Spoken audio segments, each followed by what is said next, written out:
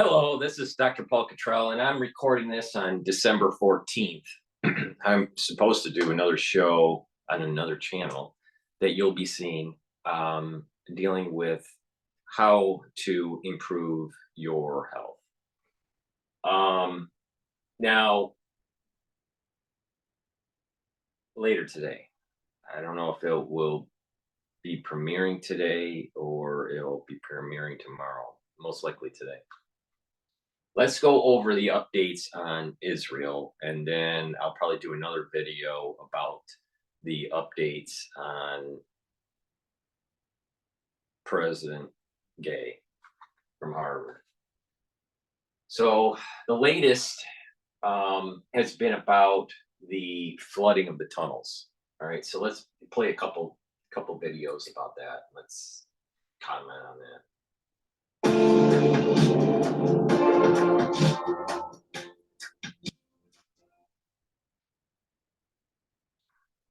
Aluminum alloy swivel computer stand is a powerful and practical computer accessory that provides users with a more comfortable and convenient computer.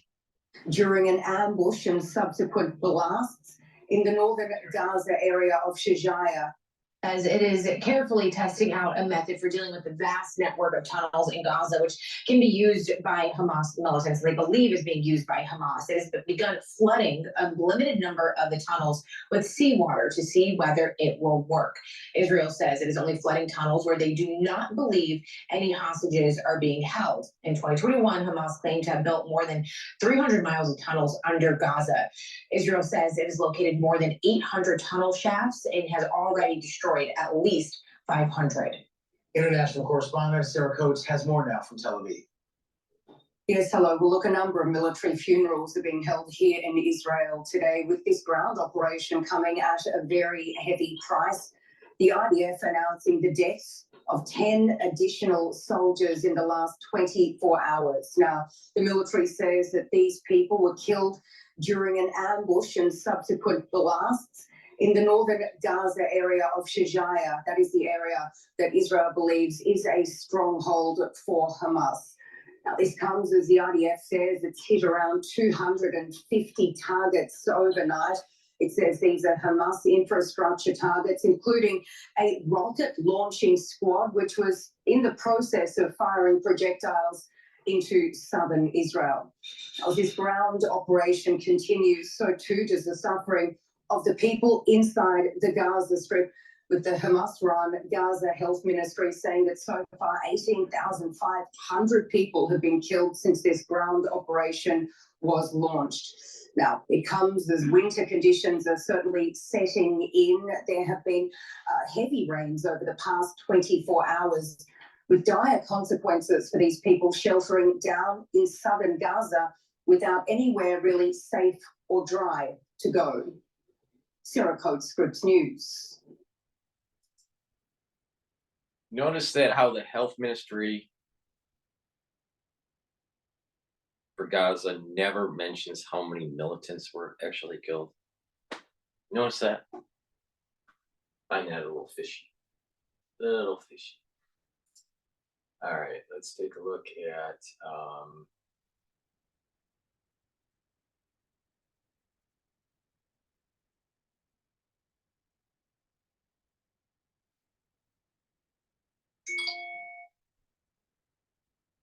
Hitchens dies tomorrow. That no doubt we have been tracking very closely here. You are taking a live look over at the Israel-Gaza border. Palestinian militants ambushed Israeli troops in a Gaza City neighborhood, killing at least 9 of them. The details provided by the Israeli military also saying that a 19-year-old staff sergeant from Ashkelon was killed in a separate incident in northern Gaza. We do have the photos that we're going to show you in a second provided by the Israeli government. First, I do want to bring in Lieutenant Colonel Peter Lerner with the Israel Defense Forces, a friend of the show, joining us now live to discuss this. I'm also looking at the financial markets. Right now, the Dow is 200, Dow futures, because the market hasn't opened up yet. Dow futures are up just under 200 points. S&P 500 futures up 26 points. S&P 500 is trading at 47.87 right now. And I said that S&P 500 this year is going to test the high, which was 4,800. Playing out exactly like I said. Should have listened to me. Should listen to me about what's going to happen in Israel too. And the latest on the war itself. Thank you so much, as always, for taking the time to be here with us. Hi, Josh. First off, can you explain to me what we know so far about this ambush attack? So it's very characteristic of what we've seen over the last few days and the last few weeks in our combat on the ground. Hamas have established combat complexes, which basically consist of locations which control different areas. They are wired up with explosives. They have IEDs. They have tunnel access points. There are weapons around, sniper rifles, AK-47s, ammunition, RPGs, all set up, pre-positioned, so that they can go from one place to another in order to conduct their attacks.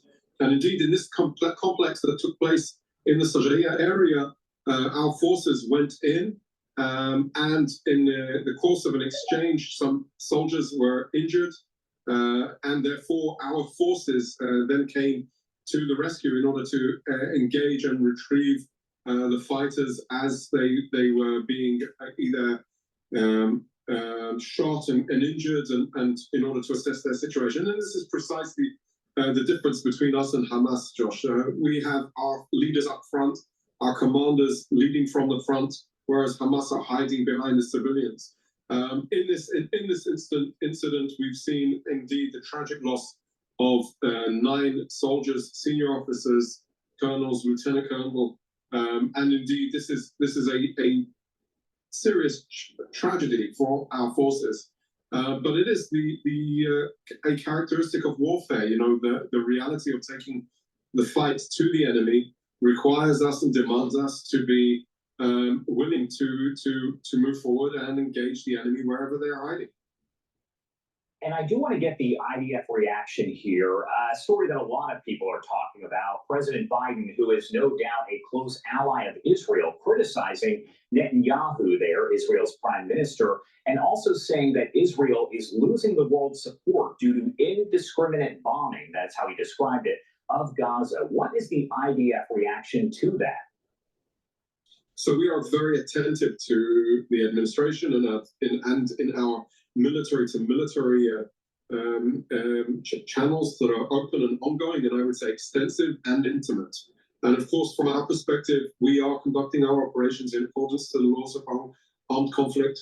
Our military operations are based on intelligence, based on military necessity, based on distinguishing between the civilians, the non-combatants, and the terrorists. So we will continue to take our fight to the enemy because they have no regard for human life, Israeli or Palestinian. This is precisely their concept of operation, of hiding behind the civilians, of putting them in harm's way while we are trying to evacuate them and get them out of harm's way. So from our perspective, we have no choice. It's not a war that we wished upon or planned for. It's a war that we were surprised for. But it's a war, nevertheless, that we have no choice to win, and we intend on winning it. And one thing that a lot of people don't realize, because we talk about the fighting that is going on in Gaza City and in Gaza there in general, but Israel is still being fired upon more than 2 months later here by Hezbollah and by Hamas, right?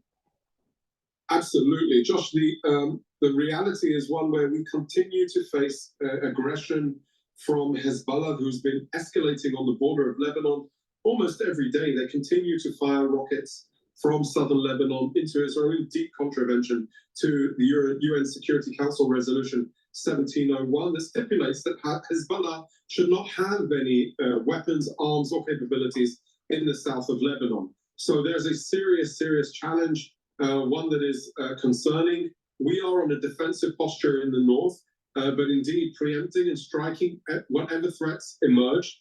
We have evacuated the vast majority of the people living in a 5-kilometer radius from the border. Some 100,000 people have moved from their houses out of harm's way because we are a very I would say, devoted in keeping our people out of harm's way. Unfortunately, our enemies do exactly the opposite. Indeed, we have seen that Hamas also in the south continue to fire rockets. I would say it's much more sporadic and less dense as it was in the preliminary stages of this war. So they are definitely finding it more difficult, but they still have these capabilities.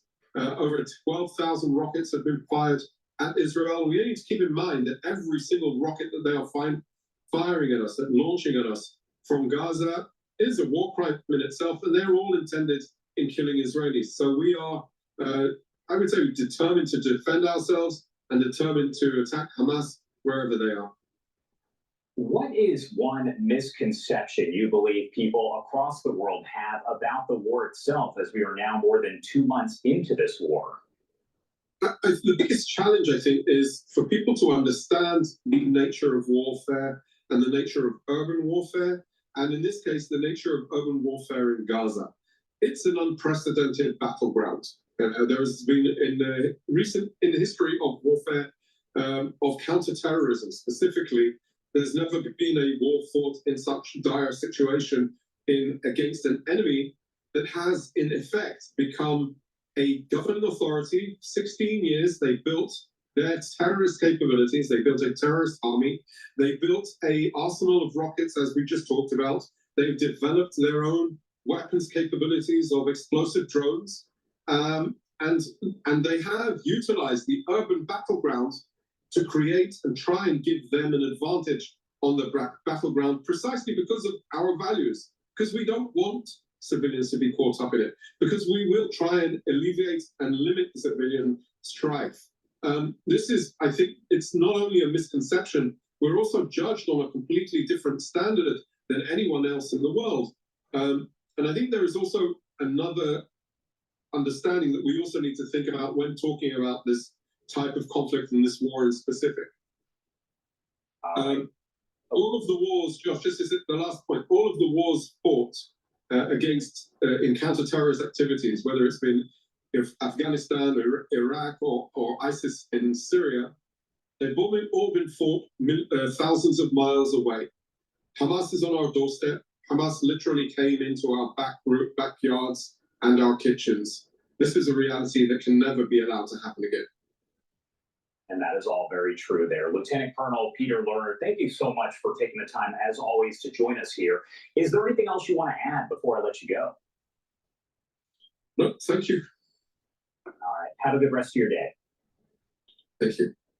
All right, everybody, you are taking a live look here over Gaza at this hour. That is a view from Israel, where things appear to be fairly quiet right now. We know those Israeli airstrikes do continue, as well as the fighting all across Gaza at this. All right, so let's take a look at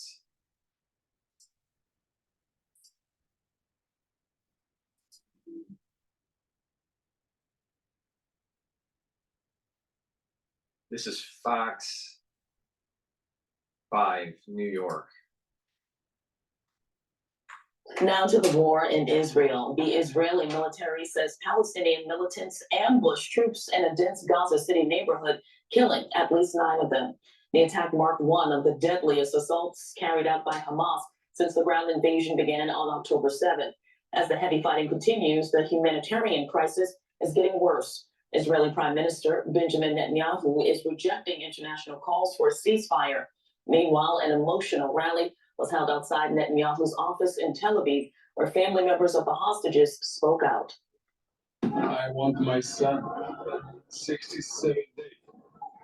No phone. I don't know what you feel. Watch your son. Yes. An emotional interview there. Yesterday, President Biden met at the White House with 13 family members of Americans who were taken hostage by Hamas. All right, that was local news. Let's take a look at We begin this news hour in Gaza, where Israeli military strikes have killed at least 200 people and injured hundreds more in several locations in a 24-hour period. Prime Minister Benjamin Netanyahu is vowing to continue fighting Hamas despite growing international pressure to end the war. A death toll of more than 18,600 Palestinians right now. Well, relatives are mourning the deaths of at least 27 people killed in Israeli strikes on two houses in the city of Rafah in the south of Gaza. Israeli bombs have caused mass destruction in the densely populated city of Jabalia in the north. Meanwhile, a teenager has been shot dead during an Israeli military operation in the Jenin refugee camp in the occupied West Bank. More than 600 people have been arrested just the past 3 days. The UN says almost 1 million displaced Palestinians, that's nearly half the population of Gaza, are now sheltering around Rafah. Hashim Al-Barra begins our coverage. This is home for tens of thousands of displaced Palestinians. The tent city sprawling across the desert in Rafah, southern Gaza, is the latest temporary shelter for families who have been displaced again and again since the beginning of Israel's war. This family left their home in Shuja'iyya all the way in the north. They moved to Al-Nusayrat in central Gaza, but that was bombed too. So they decided to go to Khan Yunis, where Israel said Palestinians would be safe. Now, Khan Yunis is the focus of heavy airstrikes. So Noor and 50 members of her extended family ended up here in this desolate area of Rafah. We have nothing here except for this nylon that we use to cover ourselves. No food, no water, no toilets, no furniture. At least at the school we used to get aid. Here there is nothing. They are traumatized and terrified of more Israeli attacks. They're grappling with a tough reality. Al-Mu'mineen is originally from Ashabi. Born in a refugee camp, she never imagined her life there would be shattered and that she would end up fleeing for the sake of her family's safety, but not knowing where to go. They sought refuge in Al-Shifa Hospital in Gaza City, but it was a short stay. The hospital was bombarded and it became dangerous with shrapnel flying over our heads. We're left in a hurry without even taking anything of our belongings. It was so scary, we had to go on a road controlled by the Israelis. Rafah's Hamad Hospital is where many displaced families are converging. But as their numbers increase, the conditions become worse. Our life is a tragedy. There are no toilets. We try to come up with solutions so we can survive. We walk a kilometer hoping to get water, which is often salty and undrinkable. Words cannot sum up our suffering. And there's no end in sight to the war. Israel says it will continue its bombardment until Hamas is defeated. And in the middle of the attacks, the 2.3 million Palestinians living in Gaza are battling hunger, disease, and cold. Many have lost everything: friends, loved ones, homes, belongings. And many fear this could be just the beginning of an endless another exodus. Hashim Al-Barra, Al Jazeera. Well, Hani Mahmoud is live for us in Rafah in southern Gaza. Last time we spoke, Hani, we were talking about the Kuwaiti hospital and strikes there.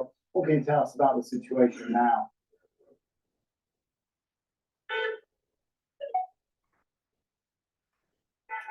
Yes, there is still a bit of chaos inside the hospital, Sammy, and since the last time we spoke, things are getting worse and worse, and there's a growing fear that the intensity of the strikes will continue to surge as we are drawing to the end, near the end of the day. But within the past 45 minutes or so, an airstrike targeted a residential home just 5 minutes drive away from the hospital. It's a densely populated neighborhood known in Rafah's Yibna neighborhood, where a residential home belongs to Al-Qadi family was targeted and destroyed completely. In the courtyard of the hospital at the emergency reception, we counted at least 15 of the critically injured. The vast majority of them were children and women brought to the hospital there. Just within the past few minutes, the hospital announced here that there were 2 reported killed in the airstrikes, 2 adults and 1 one 2-year-oold baby girl died in this attack on the residential building. Some of the very critical injuries inside the hospital were transferred right away to a bigger size hospital in Rafah just for better medical treatment. They are better equipped and ready to receive cases that are critical conditions. And this is a part of a long series of bloodshedding going on since the early hours of this morning and late hours of last night, where 2 residential homes were destroyed and more than 27 people reported killed, and there are more still under the rubble. The last time we heard it from the rescue team on the ground, they find it very difficult to remove those large pieces of concrete to save who might have still surviving under the rubbles. And Hani, what do we know about people who have been rounded up at the Kamal Adwan hospital?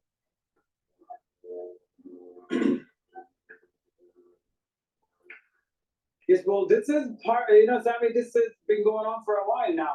Kamal Adwan is a very small, mid-sized remaining hospital in the northern part that came out of service as is really constantly targeted and bombed the hospital. And what we're seeing since the early hours of yesterday's morning, when the Israeli military completely surrounded the hospital and started targeting the medical staff, there are reports about members of the medical team were killed. Some of the evacuees were actually shot at directly by the snipers in the vicinity of the hospital on all the high-rise building. But what's going on, there is a particular video that has been circulated and just part of an Israeli propaganda of what's going on.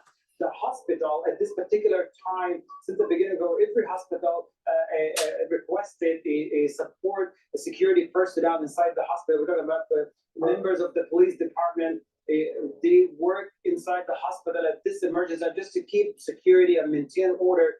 As this time, it gets really chaotic and it bars medical team from working. So what the Israeli military have been doing since yesterday, all day long, been calling on loudspeaker, asking for all the security personnel inside the hospital to come out with their weapons.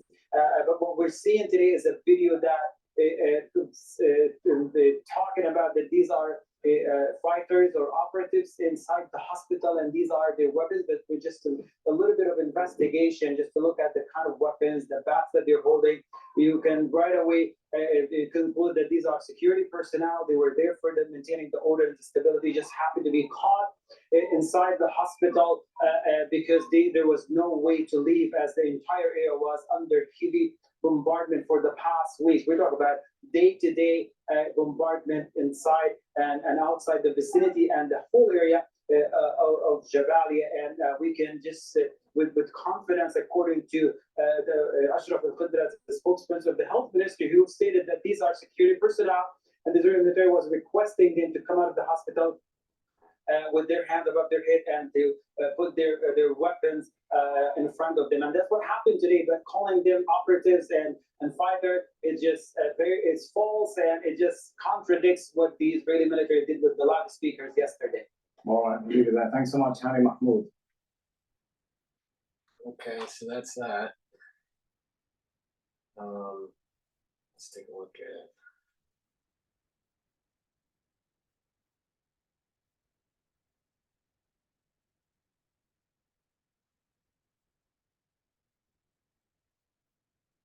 This is 1 hour ago on one of the Indian channels. The Israeli leaders are insisting that the war in the Gaza Strip will continue until Hamas, they claim, is defeated. But the Israeli foreign minister has also stressed that the offensive will go on with or without international support. This after the Americans said that the support for Israel in the international community is eroding. But the Hamas chief Ismail Haniyeh has now said that the group is actually ready to discuss with Israel any arrangement or initiative that could lead to a ceasefire in the Gaza Strip, although he said that any plan for post-war Gaza that does not involve Hamas would be delusional. Now, in the latest, the Israeli ambassador to the United Kingdom, Zippy Patovali, has declared that her country will absolutely reject any possibility of a two-state solution after the war in Gaza ends. When asked about how the peace will be achieved to establish a Palestinian state, she responded And I quote her here, Israel knows today, and the world should know now, that the Palestinians never wanted to have a state next to Israel. This is what the Israeli ambassador to the United Kingdom seems to be claiming. Now, Israel's strongest ally, the United States, has of course expressed some serious concerns over the mounting civilian casualties that are now running into tens of thousands. According to reports, it has now delayed the sale of about 20,000 assault rifles to the state of Israel, or the sharp increase in the illegal Israeli settler violence against the Palestinians that is being witnessed in the West Bank. Now, U.S. National Security Advisor is, of course, going to be visiting Israel for a two-day trip starting from Thursday. He's also likely to be making other stops in the West Asian region. The talks on hostages and humanitarian aid will be the focus of this visit. Meanwhile, Israel has announced that it has suffered its worst combat losses so far in this conflict. It is reported that 10 of its soldiers were killed in just the last 24 hours when they were ambushed in the Gaza Strip. This includes a colonel commanding a forward base and also a lieutenant colonel commanding a regiment.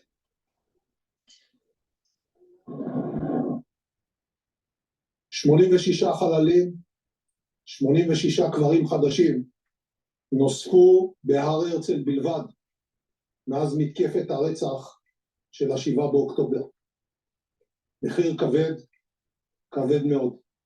אבל המטרה שלשמה נפלו היא מטרה ראויה. אין ראויה ממנה ואין צודקת ממנה. But the Israeli army has released some footage showing troops fighting in the southern part of the Gaza Strip. Israel has intensified its attacks in the region after the fighting renewed following a very brief pause.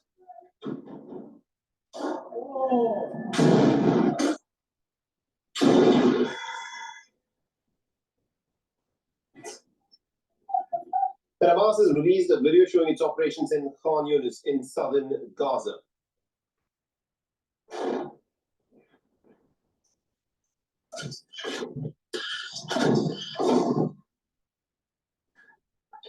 And these are some images from Rafah in the southern part of the Gaza Strip. As you can see, the aftermath of the Israeli bombings.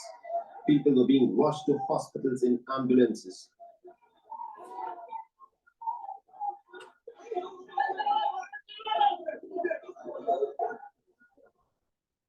And there is more violence that is being reported in the West Bank of the Palestinian territories of West Bank. There is no Hamas here, but according to the Palestinian Health Ministry, an Israeli raid deep into an area is now in its second day, and it has left at least about 7 Palestinians dead.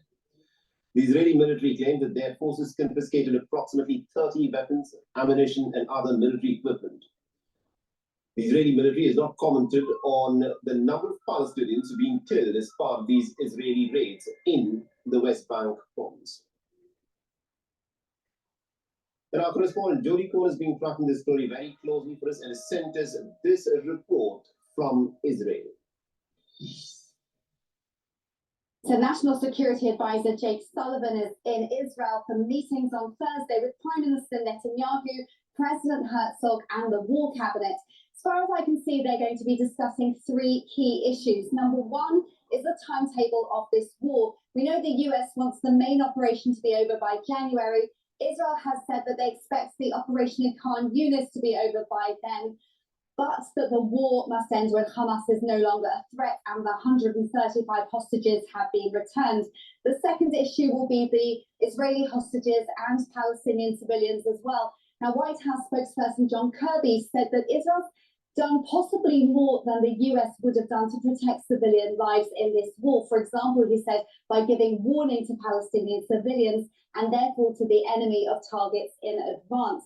They're going to be talking about aid. State Department spokesperson Miller has reported good progress, saying that more safe routes have been opened for civilians and aids to move around. But the US wants Israel to open its crossing between Gaza and Israel. Israel has said in the past that that's hard to do while under attack, and that Hamas has fired approximately 120 rockets from the humanitarian safe zones, which are supposed to be without any fighting, and that 1/3 of these fell short within Gaza. So it remains to be seen what happens on that front.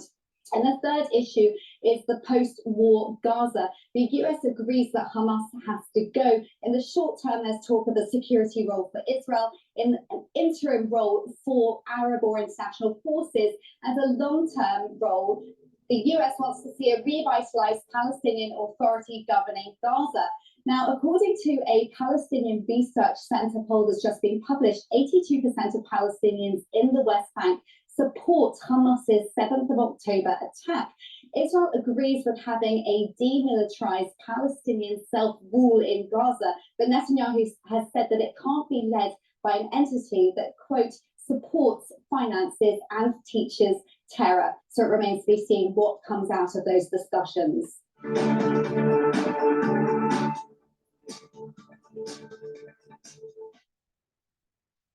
right, let's take a look at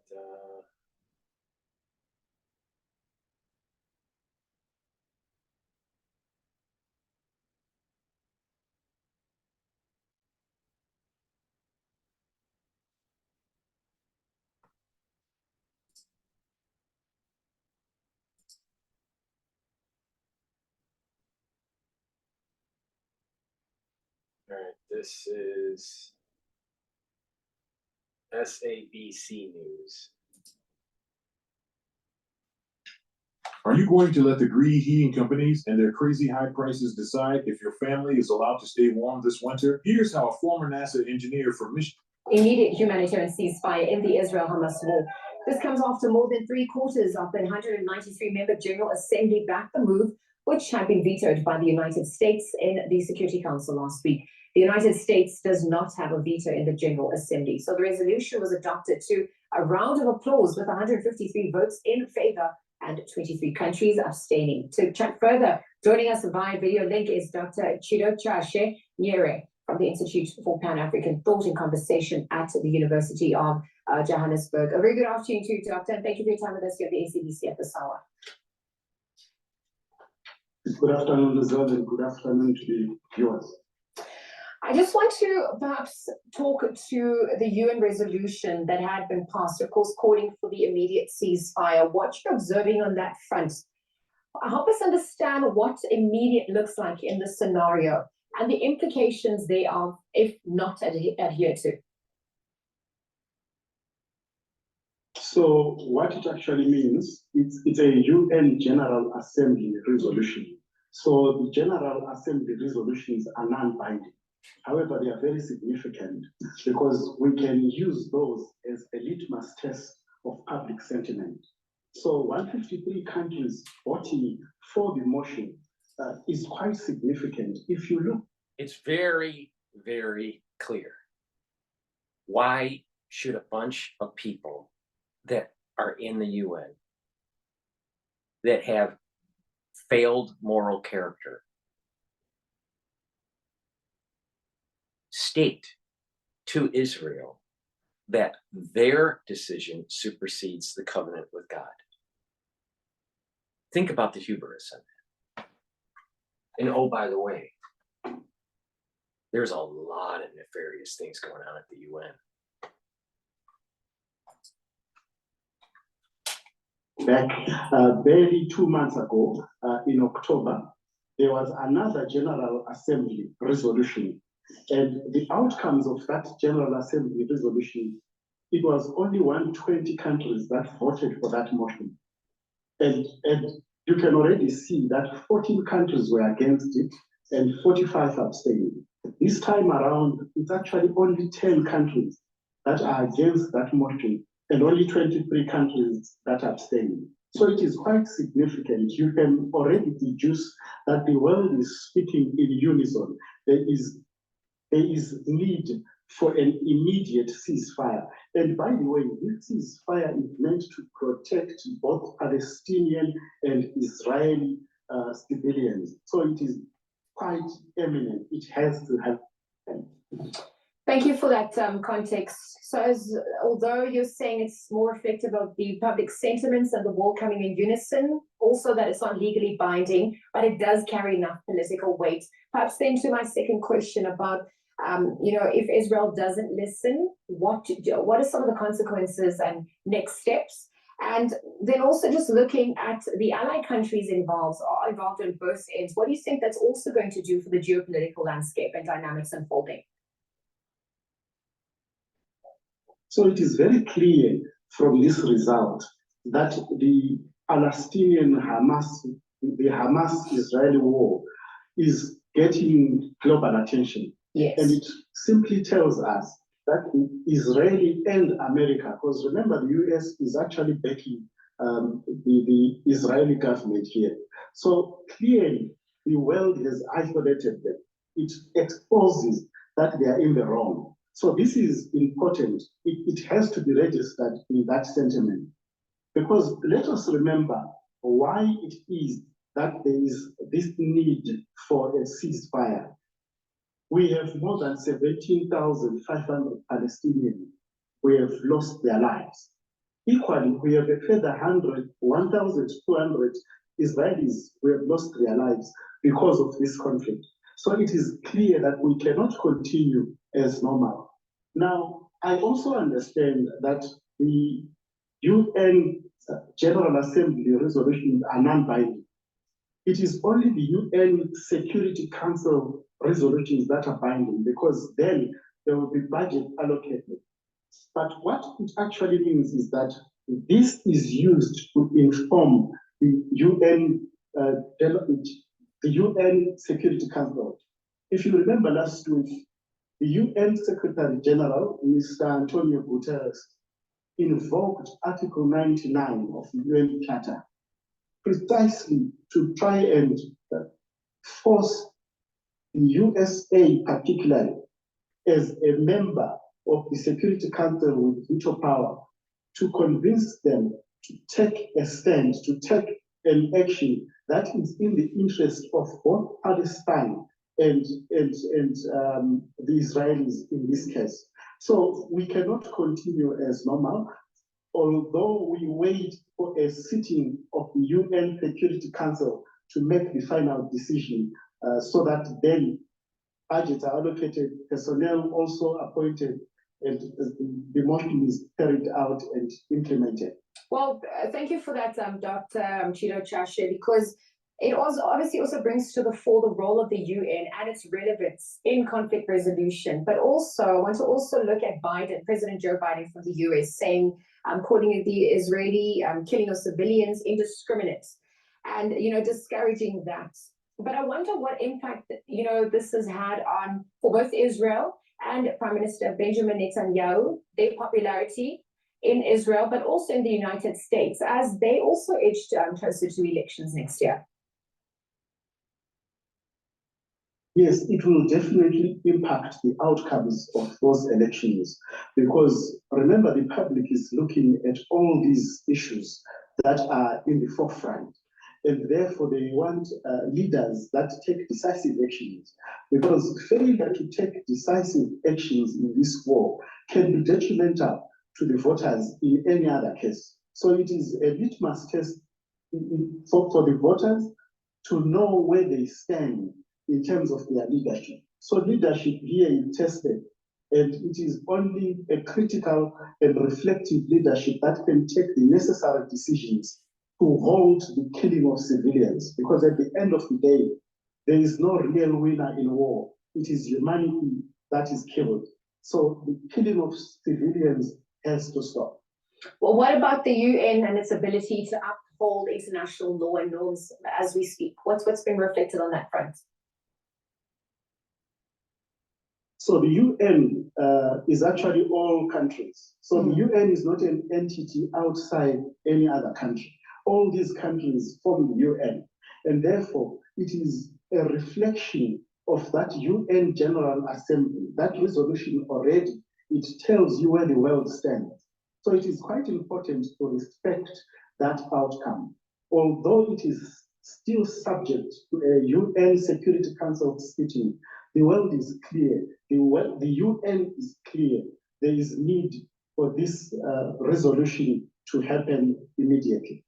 Dr. Chido Chashe Nyere from the Institute for Pan-African Thought and Conversation at the University of Johannesburg. Thank you for your time with us on the CBC and for weighing in on that matter. We're obviously just looking at the latest that had emerged. We saw that the United Nations has demanded an immediate ceasefire, humanitarian ceasefire in the Israel-Hamas war. We're just unpacking the dynamics and really what the implications are from here. And two, again, Dr. Trudeau saying that it is not legally binding, but it does carry heavy political weight, and it's also reflective of the public sentiments that are coming to the fore that is more in unison than ever before. So again, thank you to him for joining us here on the SABC at this hour.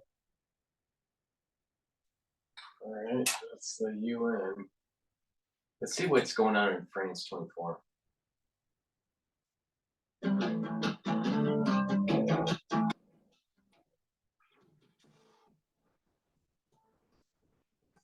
Nazi in that word, because Ukraine in this narrative is run by a neo-Nazi junta that Immediate humanitarian ceasefire in the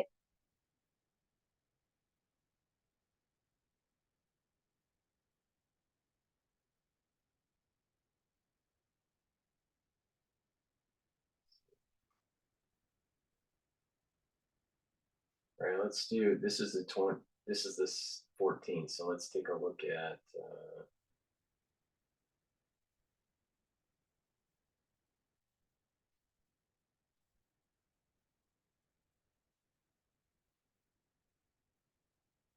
anti-Israel protesters shut down Los Angeles freeway. This was yesterday. Anti-Israel protesters causing major disruptions as they bring Los Angeles traffic to a standstill. Shut it down! Shut it down! Meanwhile, after a horrendous testimony about anti-Semitism on campus, Harvard president Claudine Gay, who still gets to keep her job, breaking cover to attend a Hanukkah menorah ceremony. Fox and Friends weekend co-host, Harvard alum, Ph.D. is here to read. Brother, let's deal with the law breaking, and then we'll move over to the racism. They continue to shut stuff down, but there's no consequence. And I keep hearing free speech, you don't get to stop traffic. You can protest on the sidewalk.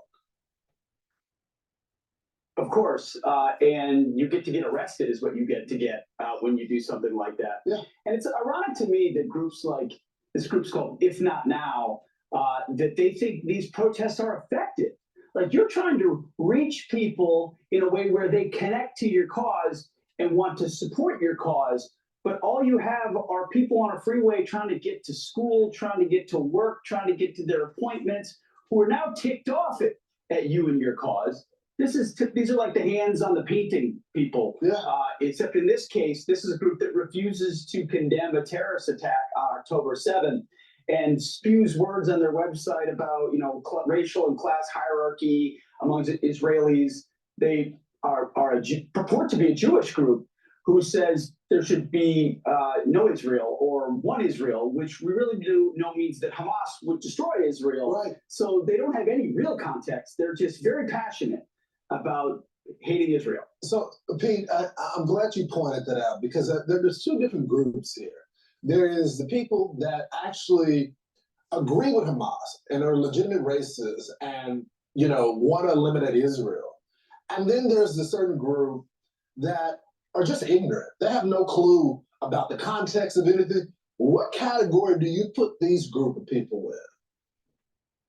Well, I would put them pretty squarely in the second group, because they don't understand the dynamics at play, what it took to found the state of Israel, how under siege the Jewish people have been since the beginning and to this day, and that there's been a lot of earnest people who've worked very hard, American presidents, Israeli prime ministers, and others, to try to forge peace, because people want peace. And the reality is there has been land for peace. And then that land gets used by terror organizations motivated by Islamism that still want the destruction of Israel. So, this group refuses to do meetings. They just do public stuff to agitate, to put pressure on people. What are they agitating for? What is this solution they deem? Is it a utopia where everyone just breaks out and agrees on things? It's been a couple thousand years. That's not how it works. Let's get serious about the reality that there's a terror organization trying to totally eradicate the Jewish people. Well, they don't have a clue about radical Islam. That's part of the problem, too. Real quickly, Harvard, not at all. Where you used to go, and I'm sorry to hear that, brother. You're a smart man, but you had your own set of values before you went to Harvard.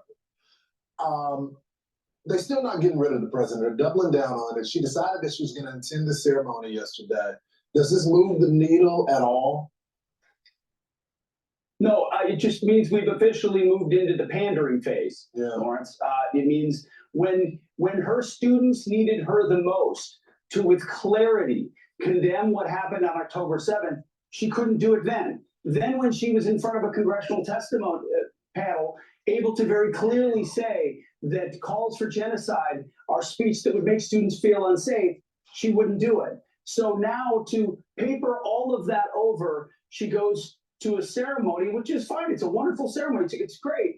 But you weren't there when those students needed you the most, and they know you won't be there when they need you the most in the future.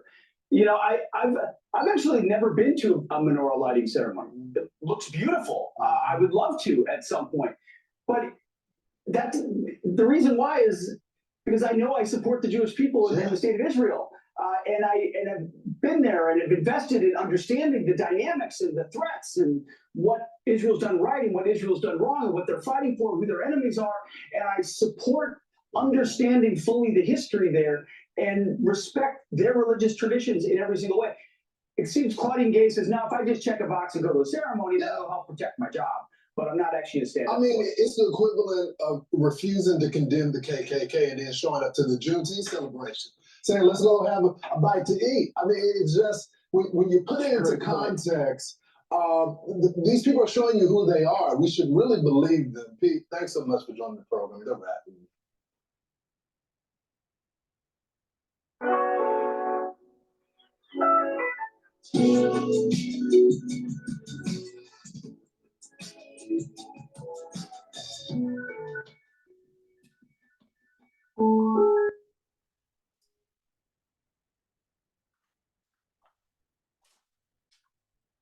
The Israeli government says it will not stop its war to overthrow Hamas in Gaza, despite growing condemnations about its cost to Palestinian civilians.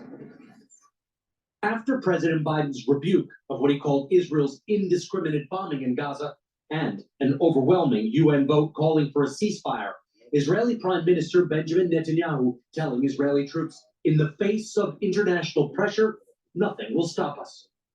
Yesterday, President Biden met with the families of 8 American hostages in Gaza, among the 240 kidnapped by Hamas on October 7th. Hirsch Goldberg Pollen was kidnapped from a music festival. His arm was blown off during his capture. His parents, John and Rachel, attended the meeting with President Biden remotely.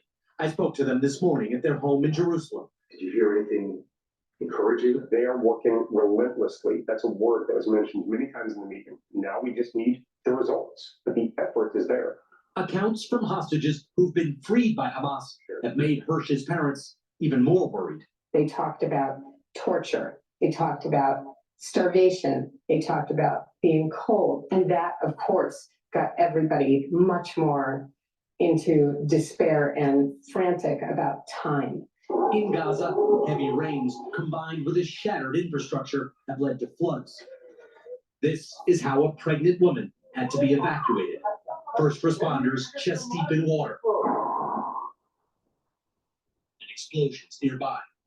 10 cities in Gaza near the Egyptian border are overcrowded, and people say they can only focus on hunger, thirst, fear, and anger. We say that it would be better to die and not live such a life, she says. Hamas shows no signs of giving up. Neither does Israel, as Gaza becomes an increasingly impossible place to live for Palestinians and an abysmal one to be held hostage by Hamas. President Biden has been pushing for a resumption of the peace process, culminating in a 2-state solution, Israel and the Palestinian state. But today, Israel's ambassador to the United Kingdom said that when this war is over, Israel would not accept a 2-state solution. And she isn't the only Israeli official saying that. Savannah. Richard Engel in Jerusalem for us. Richard, thank you. Hey, thanks for watching. Don't miss the Today Show every weekday at 11 a.m. Eastern, 8 Pacific on our streaming channel, Today All Day. To watch, head to today.com/allday or click the link right here.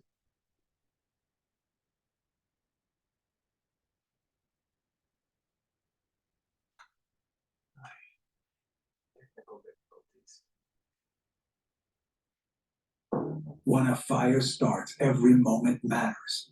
How quickly can you respond? What would you have done differently? Sure, a fire extinguisher does come in handy, except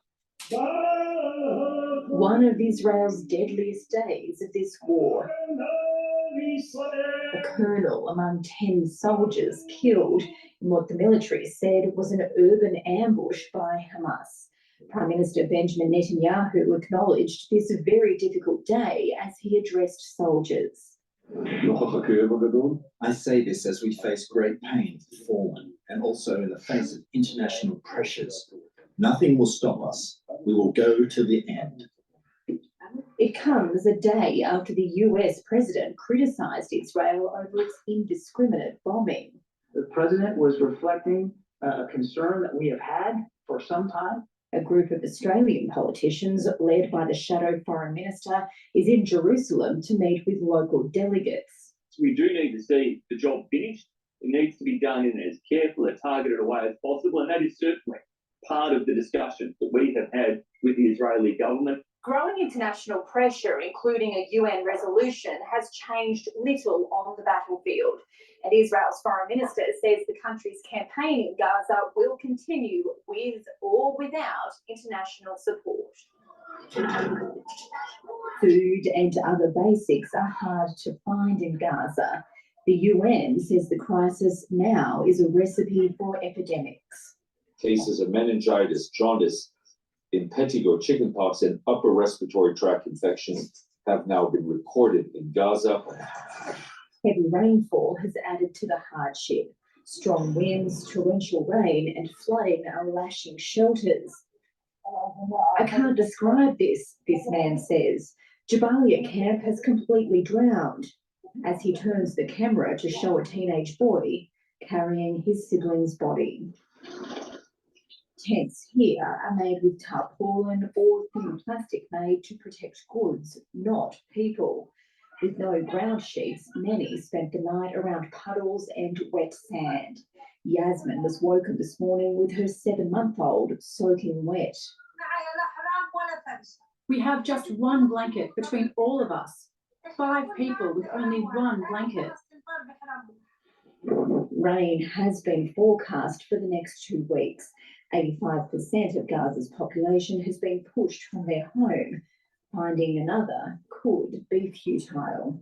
Alison Horn, ABC News, Jerusalem.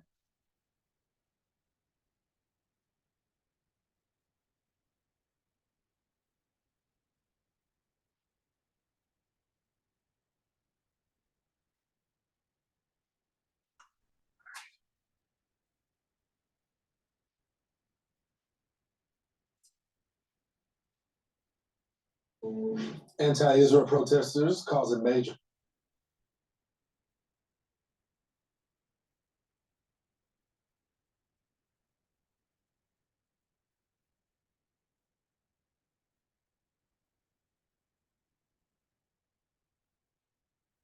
This is 9 minutes ago.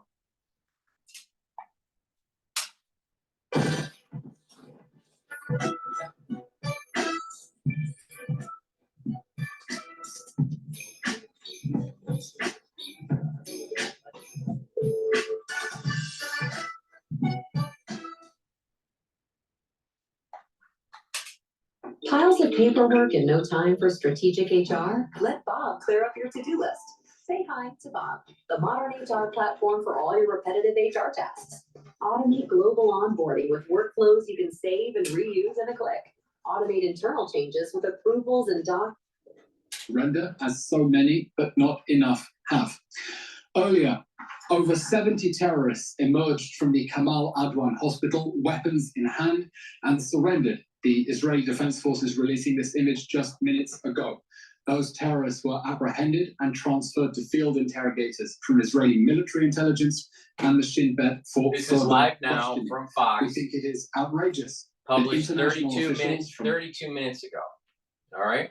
32 minutes ago. 70 Hamas militants surrendered to IDF. All right? I'm pretty sure those Hamas weren't doing too well. And their Allah Akbar wasn't working too well.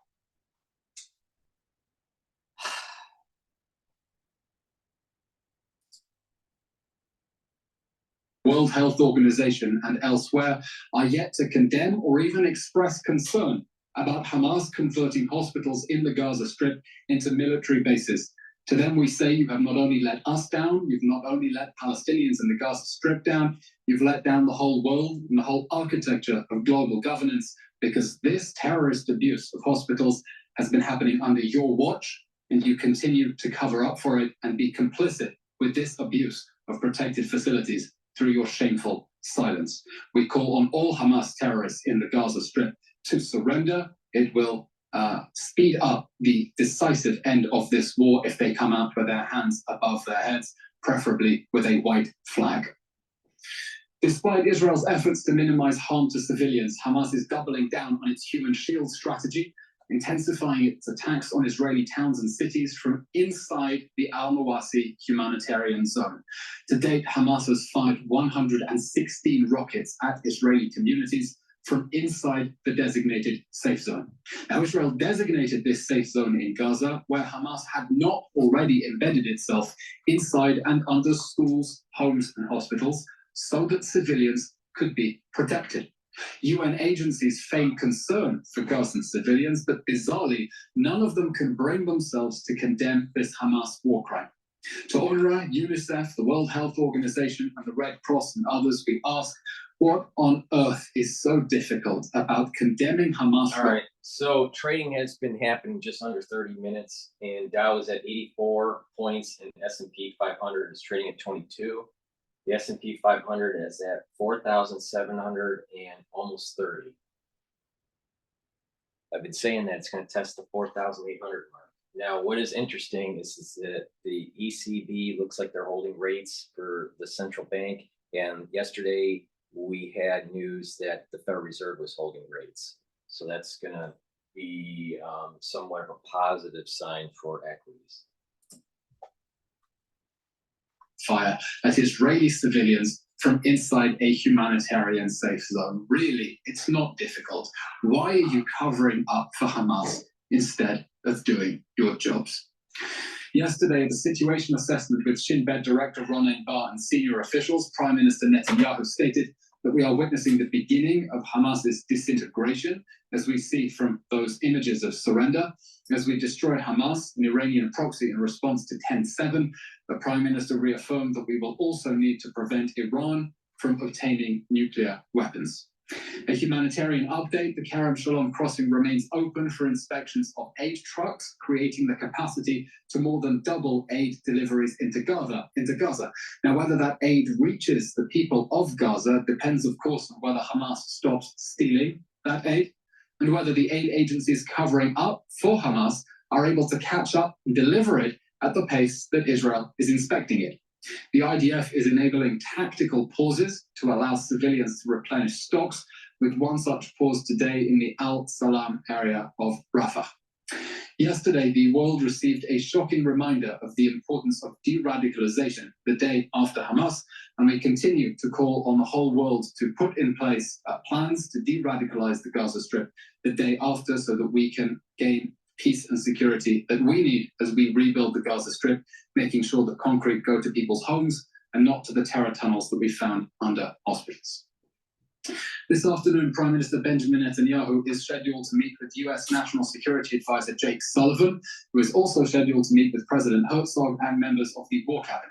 Since the moment Hamas declared war with the 10/7 massacre, President Biden has demonstrated exceptional moral clarity and leadership in condemning the Hamas atrocities and reaffirming the necessity of an Israeli victory over Hamas.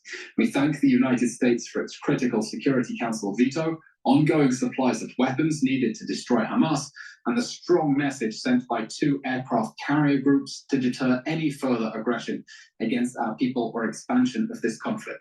Since 10/7, we have welcomed President Biden for a historic solidarity visit, Secretary Blinken a number of times, Secretary Austin, and now the National Security Advisor. Israel and the United States, acting in unprecedented cooperation, see eye to eye about the need to end this war with the end of Hamas. Yesterday, the Prime Minister thanked the Armored Corps 460 Brigade for the sophistication of their operations against the Hamas terror regime.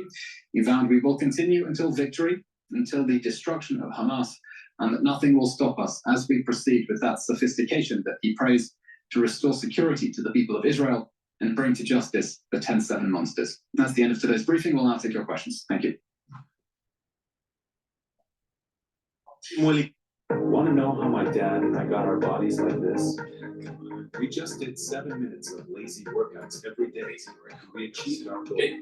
Lazy workouts get in shape. Williams, Zengo International News Work Service, Washington, D.C. While the US and Israel debate the best way to achieve the mutual goal of winning the war, isn't the biggest story how, at the order of President Biden, the United States Central Command, CENTCOM, to work with the IDF since October 7th terror attack, CENTCOM has been assisting the IDF on everything from high-tech satellite to plan the dangerous street-to-street fighting being done by the IDF in Gaza. CENTCOM and the IDF are working in lockstep to bring the hostages home, defeat Hamas, and reduce the number of innocent people killed in Gaza. Isn't that the biggest story than the political theatre going on now? Jim, as a journalist, that sounds like an excellent story for you to cover. As we said, we thank the United States for the unprecedented cooperation between our nations as we see eye to eye about the need to continue this war until it ends with the end of Hamas.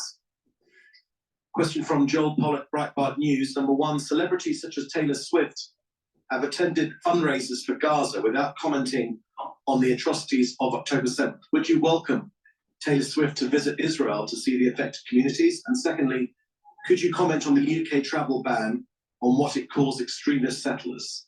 On your first question, we of course welcome visits by all leaders and influential figures who want to bear witness to the atrocities of 10/7 and show the world what our people endured during that horrific massacre, and make clear why we are fighting to defend ourselves and defend our children, and make sure this war ends so that children can sleep safely in Kfar Aza, Be'eri, and near Oz. Again, let me just answer the question. let me interrupt here for a sec. There's pluses and minuses with dealing with these celebrities. All right. So let's deal with the plus. The positive side of dealing with Taylor Swift, even though she is a very successful musician, right? I actually have some of her albums, right? So, I like some of her music. Probably have 4 albums of hers. And, she definitely knows the industry and how to be successful in it. So hats off to her on that. But the thing is that when you listen to her when it comes to politics, when you listen to her when it comes to international affairs, when you listen to her when it comes to current events, she's not very bright. She's extremely good at music. She's extremely talented in singing and playing different instruments, but she's not very polished in terms of her critical thinking skills. That's, if you just listen to her speak, that is very clear. Where you have a child that is almost a prodigy within that industry. I would say that she was very gifted at a very young age and channeled that talent.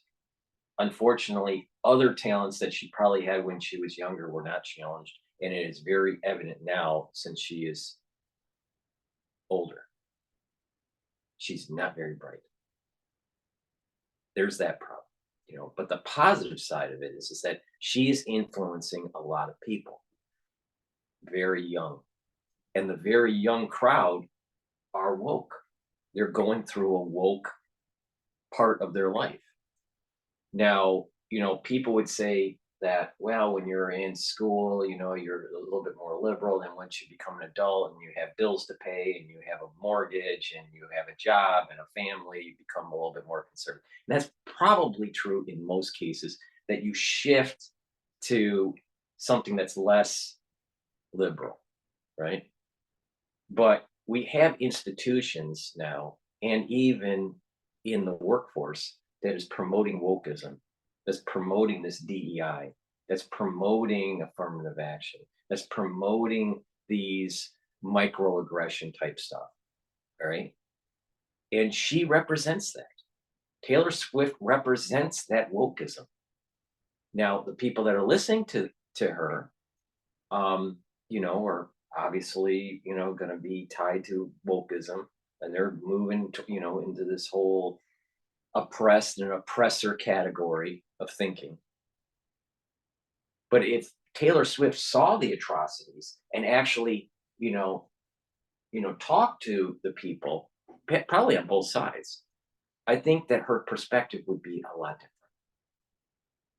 And that by her changing her perspective and seeing that this is a lot more complicated than her Swifties, right, may actually have a chance to actually see a different perspective, and that this whole oppressor and oppressed mentality is a fallacy, and that these individuals will be attacked. These Swifties, right, would be attacked if, quote, the oppressed, all right, Hamas, gained more power and had a caliphate that was larger. They would not be able to dress the way they're dressing, or they would not be able to say the things that they want to say. But right now, the Swifties think that, oh, the oppressed, Hamas and the Palestinians and Islam, you know, they're all good. But they don't realize that, you know, if they had more power, they would probably throw those kids off of the building. All right. There is an animalistic behavior towards them that has to be rooted out. These terrorist groups, Hamas, Hezbollah, and Iran, need to be eliminated, or we're kicking the can down the road and it's going to get even worse. All you got to do is plot out the last 20 years conflict between the Palestinians and the Israelis for the last 20 years, and you're seeing that the deaths and the destruction and the cost is going up, up, and up every time that there's a conflict. And unconventional warfare is very real now. It was hard to get unconventional means back in the 70s. It's a lot easier now. Nuclear proliferation, for one. Two, chemical weapons are easier to manufacture, and biologics are easier to manufacture.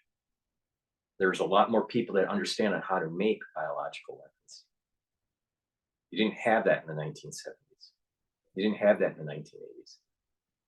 So this is a worrisome thing. So the positive part of having Taylor Swift go to the region and to really actually get educated, all right, which she never has been, but you know, to get educated on something, she might see that this problem is a lot more complicated than what is just in mainstream media. Versus Israel, you know, Israel being the bad guy, and you know, the Palestinians are oppressed. It's a lot more complicated than that, and it goes thousands of years, and it goes into some very deep metaphysics. Now, she probably will wake up. I doubt her going there, and then some of these people that listen to her may be persuaded to be a little bit more middle ground, right?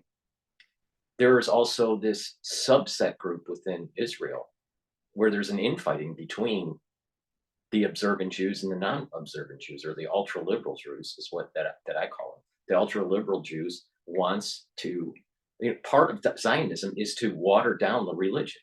Part of Zionism is to destroy the tradition of Judaism. That's a fact. Now, obviously, so there is a quiet civil war going on in Israel. It's not really a hot civil war, but it's a cold civil war. So that adds to the complexity of the dynamic. Now, Taylor Swift has been given a huge blessing in terms of talent, in terms of looks and beauty, in terms of success in an industry that she's in. She's a very well-paid, you know, musician. She's talented, right? But there was a blessing that was given to her. Even though she had to work for it, just because you work for something and and you're good at it doesn't mean that you're going to be highly paid in it. There's usually a blessing that's tied to it. And she might she's at a crossroad metaphysically. She picks the right path, and she might, because of her following, change the way the dynamics of the world are. If she picks the wrong path, something might happen to her in a car. She might get in a car accident. Her beauty might go away because she gets older. She may lose her voice because she's getting older. Bad investments, or people start to boycott her and she won't make as much money. And then the blessing that she was having, what in Kabbalistic terms, the Or Ein Sof, starts to constrict and pull away and not give her the blessing. And there's a curse. She's been giving a blessing. That doesn't mean that blessing will stay. And people are judged. And so we'll see how this all plays out. I don't know how it will play out, which way she'll pick. She's relatively young and she's relatively stupid in terms of being really educated on subjects. But now, the dark side of this is that if she keeps on promoting the division, if she keeps on remember, she's, promoting the Democratic Party. If she keeps on promoting these kinds of things, then probably a curse will come upon her later in life. Now, something will happen where she'll lose something that was given to her. And remember, it's her music talent, it's the amount of money that she made in the industry, and it's her beauty. Some of that, one of those or all of them, could be taken away very easily. There's a phrase by Bruce Springsteen in I don't think it was the Rising album, the 9/11 album. I think it was the one after that. But maybe it is the Rising album. But the lyric is something like, you crash your car, and what it is it's kind of like a poetic way saying that the human body is really just a machine, and that the beauty that someone has does fleet. It's fleeting over time, right? And that might happen to Taylor Swift if she doesn't pay attention. If she has hubris and she keeps on promoting this anti-God, anti-family, anti-country, which is odd because she comes from really the genre of country music. So there is something in the core of her that is God, country, and family. But she's drifted to this wokeism, and a lot of people follow her. She's a very successful person and has a huge following. So if she picks the right way, she could be an ambassador. If she gets smart, gets educated on the subjects, she could become an ambassador on this. Most likely, because she's young and stupid, what she's going to do is she's going to pick the wrong path, and a curse will come down on her. And this whole blessing that she's getting from Or Ein Sof, it will end up being a curse over time. And this is what I mean by the dark cloud over the world. Just because you're successful pre-December 1st, 2023, does not mean that you will be successful if you are not a good person. If you haven't looked into yourself and tried to make yourself a better person. And everyone is at fault. Everyone needs improvement. But there are people that have realized that, looked in the mirror and said, okay, I'm going to try to be a better person. I'm going to try to help, more people, or, take care of the elderly, or whatever it is. But there's a spiritual awakening in people. There are some that aren't going to pay attention to that. And those are the ones that are going to get this curse. And so there are going to be some that will be even more belligerent and more negative, and they'll get even more of a curse. All right. And you're seeing it playing out in the news almost on an hourly basis, definitely a daily basis. On what I've been saying, the cloud has gone over the world now on since December 1st of this year. And people are going to be judged. Now, I don't know if it's going to be 4 months from now or a year from now, but you're going to see something in the news with Taylor Swift that has hurt her, either in beauty, in money, career, her voice, something, if she picks the wrong path. It's about God, country, and family. And it has nothing to do with your religion. You know, which religion is better than the other religion and all that. But there are some precepts to religions that should be followed. If you're a Christian, you should be following your precepts of your religion. If you're a Muslim, you should be following your precepts of Islam. If you're Jewish, you should be following the precepts of Judaism. And you should not have the UN tell you how you should be practicing your religion. Nor should you have a bunch of liberals dictating policy and creating nation states, aka Israel, trying to water down a religion that is thousands and thousands and thousands of years old.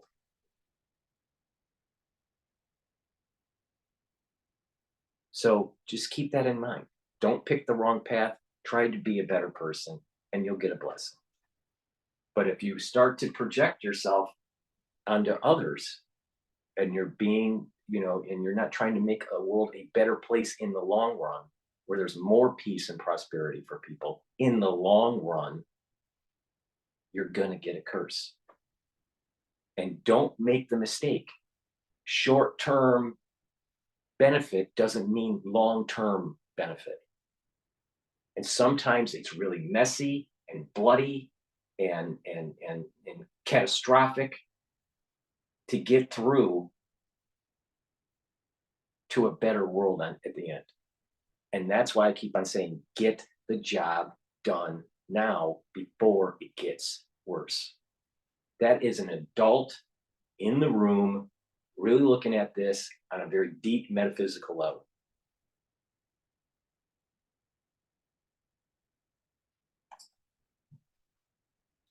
United Kingdom, we of course deplore all extremist violence, wherever that may be. There is a lot of extremist violence inside the West Bank, particularly from the direction of Palestinian terrorists, but we deplore all extremist violence. There is no excuse for vigilantism or hooliganism, and we will continue to insist that all extremist violence be dealt with the full force of the law.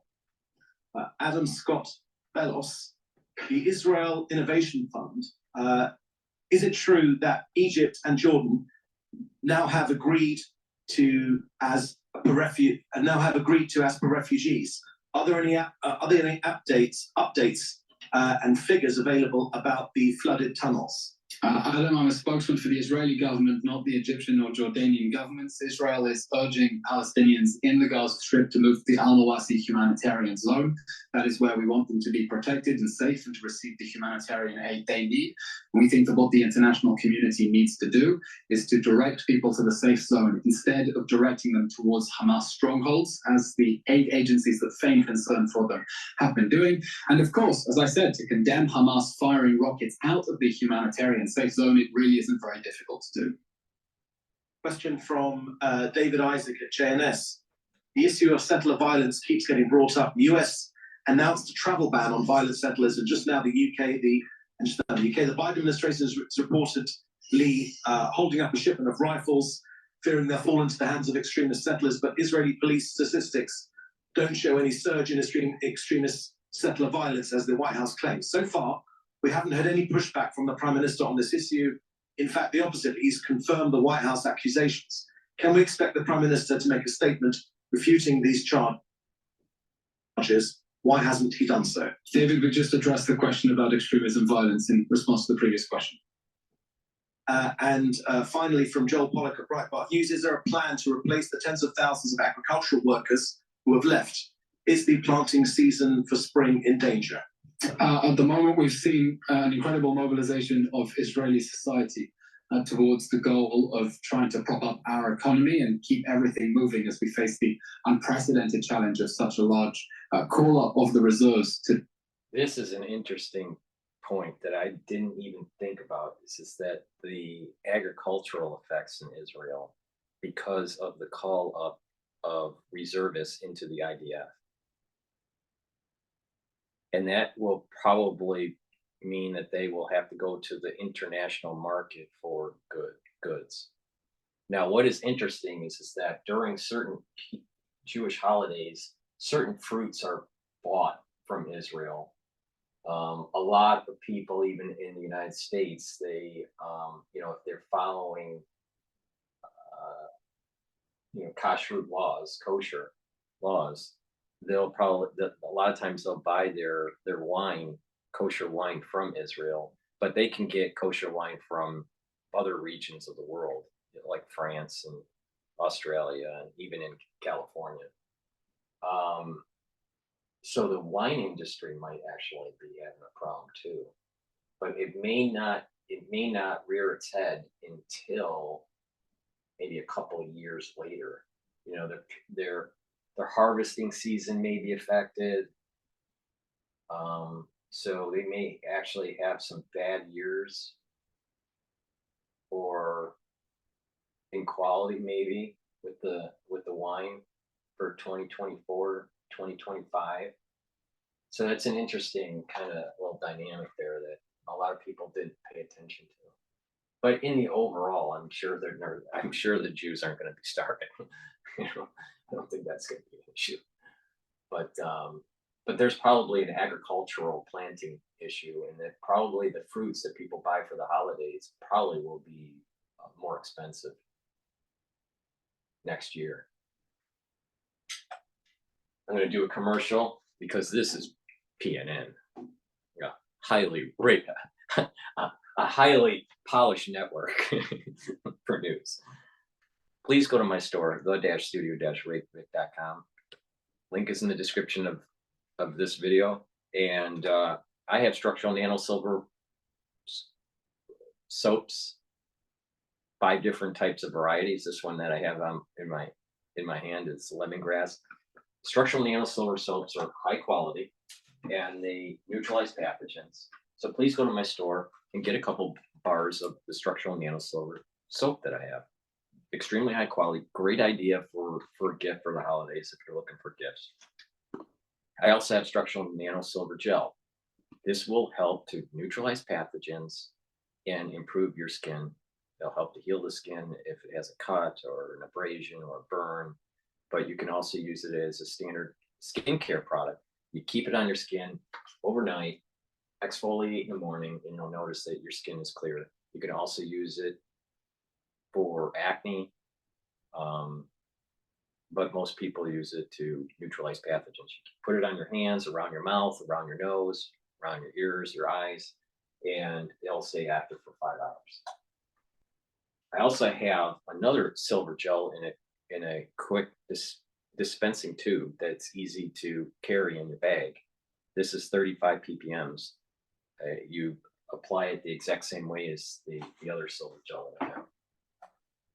I also have multivitamins.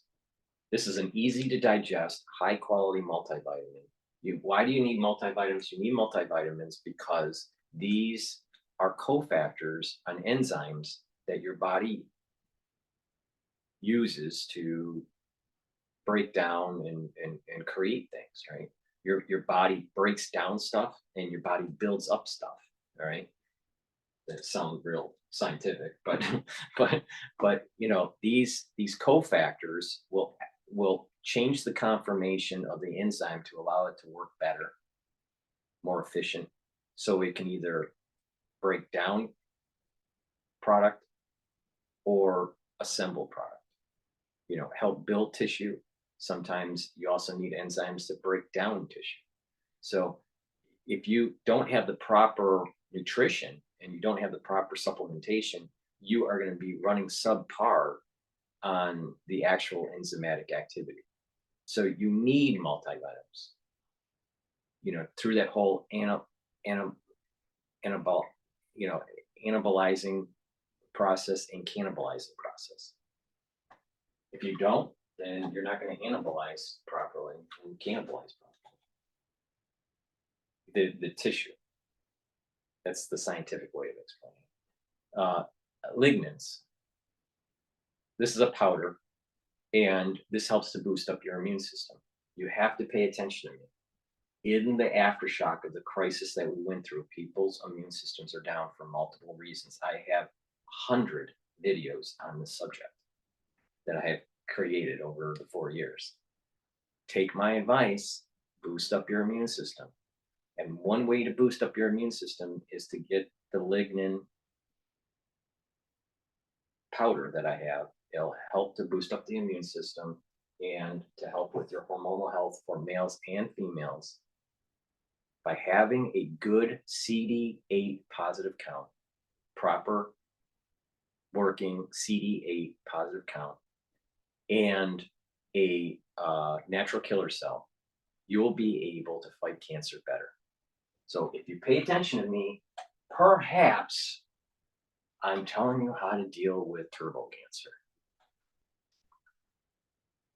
Boost up your immune system. There's going to be a common theme that you're going to hear in the next few weeks. Magnesium and zinc. What does it do? Oh, it boosts up your immune system. Take it every day. Take a double dose if you're not feeling it. And I also have lozenges and drops. The 20 count lozenges in sweet menthol and in green apple. And the drops are 100 count in honey lemon and blueberry. They are structural nanosilver products that neutralizes the pathogen. So if you're taking the drop or the lozenge, you're not only soothing your throat, but you're actually, because of the secretions, but you're actually neutralizing pathogens. This is way better than Halls or some other, you know, lozenges that you may be using. Okay. Let's take a look at another one here. 41 minutes ago, India did a clip on the Israeli war, and U.S. stops sales of M16 guns to Israel as tension rises. So let's see what that is. What's going on there? I made over $10 million on Amazon. If I lost it all and had to rebuild in today's AI age, here's exactly what I would do. First, I would use AI to find a popular product. The next phase in the fighting against Hamas in Gaza. Israel faces increasing diplomatic isolation in its war against Hamas. 153 countries out of the 193-member United Nations General Assembly have called for an immediate ceasefire in Gaza. Israel faces increasing international pressure to do more to limit civilian Palestinian deaths as well, as it aims to destroy Hamas. Facing the heat, the US President Joe Biden also warned Israel that it risks losing support over the indiscriminate bombing of Gaza. Meanwhile, the National Security Advisor Jake Sullivan is heading to Israel as well, as we said, for talks. This after Biden's comments that the US strongly supports Israel in its war with Hamas. There are clear indications here that there are mixed signals coming from America about what it wants Israel to do next. The president yesterday reflected the reality of global opinion, which also matters. Our support for Israel is not diminished, but we have had concerns, and we have expressed those concerns about the prosecution of this military campaign, even while acknowledging that it's Hamas that started this, and it's Hamas that is continuing it. The reports have also emerged that the Biden administration is also holding up licenses for selling more than 20,000 US-made rifles to Israel over concerns about attacks by extremist Israeli settlers against Palestinian civilians in the occupied West Bank. It has decided to send the rifle deal to another review by the US State Department. Now, Israel has gun manufacturing. They make their own. They can make their own guns. All right. Not only that, they buy guns from France. So they're not getting, if they don't get the M16s from US, they'll buy it from France or they'll make them. You know, it's interesting. There's in terms of weapon development and gun manufacturing, Israel has a unique gun for their military that they've developed.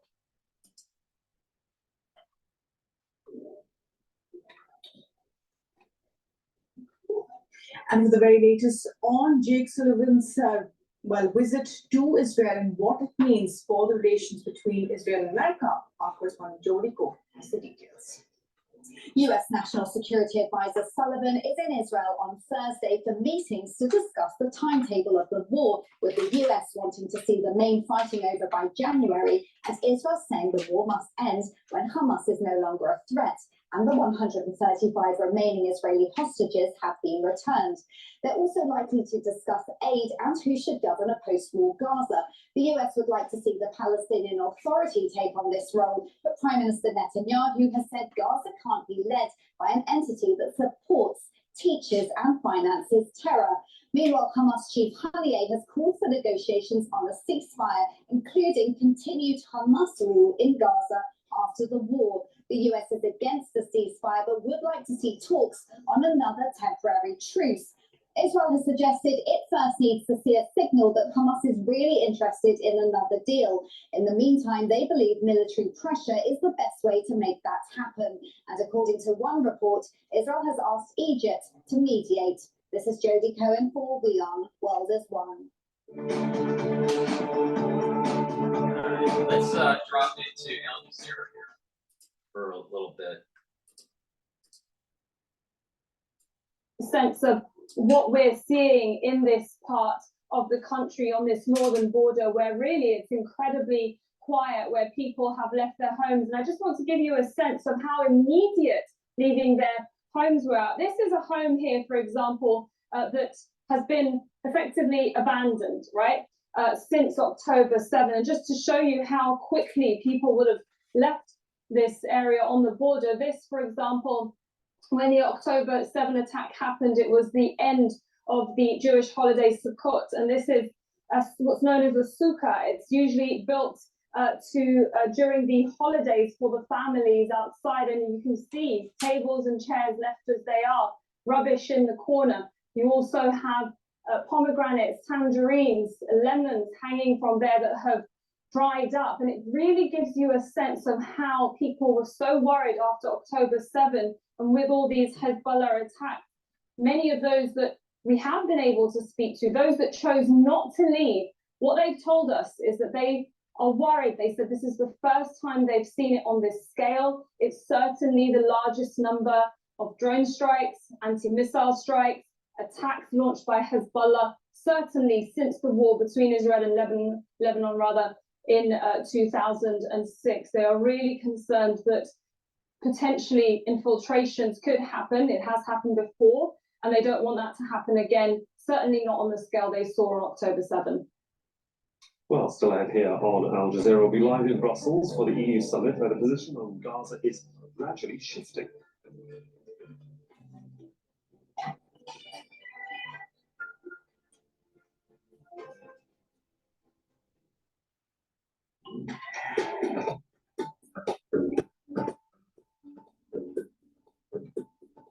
You're just in time for your weather update across the Americas. Good to see you. Still getting striked with some solid bands of rain around Miami. And we've got disturbed weather off the southern Rockies here. I think that so it's important to drop out of Well, it's been 2 days. Al Jazeera and play the, I saw this last night, the debate between Alan Dershowitz and Finkelstein.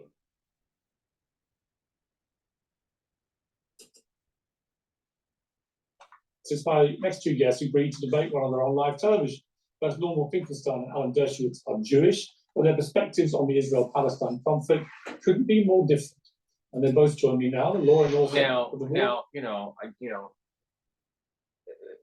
Alan did very well in his career, and he's moving towards the retirement, right? Finkelstein, I don't follow because of his left-wing politics. All right, both of them are non-observant Jews. All right, let's put that. The problem is not just Israel and Palestine and Israel versus Hamas. It is also these 4 different categories that are in Israel.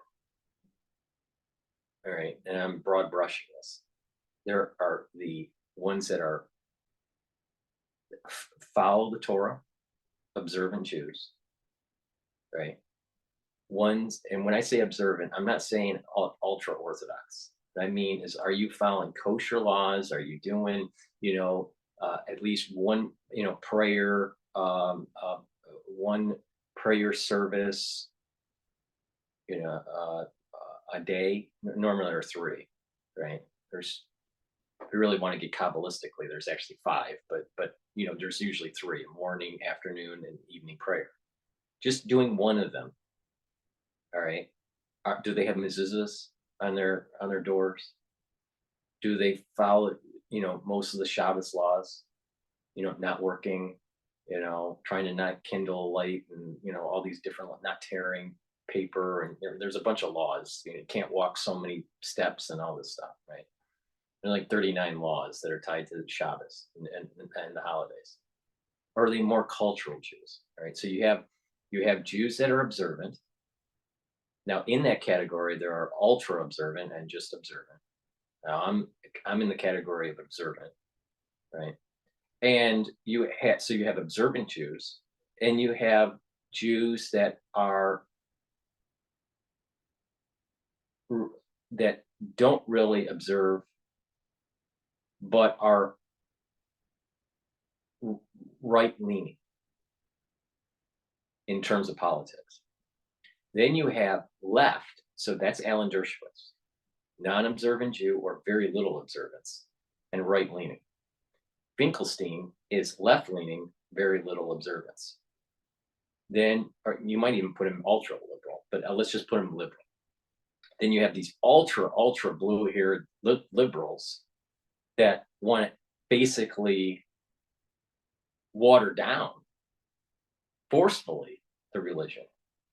And there's the dynamic within Israel, this quiet or this cold civil war that's happening. Now, both of those representatives, one's on the right side, one's on the left side, but they're not very religious Jews. They're not, and there's the problem. There's the problem. What you really need is people on all 4 of those categories: religious person, right-leaning; less religious person, right-leaning; a left-leaning, not very religious Jew, and a very, very leftist, ultra-leftist, non-religious Jew on the panel talking. And then you'll start seeing what I'm talking about, how complex this issue is. And it's not so easy to just say, it's not as easy as just to say, Netanyahu's a bad guy. No, it's way deeper than that. Way deeper within the subsets within conservatism and the ones that are following the religion, and the subsets that are on the leftist side and that are trying to actually water down the religion.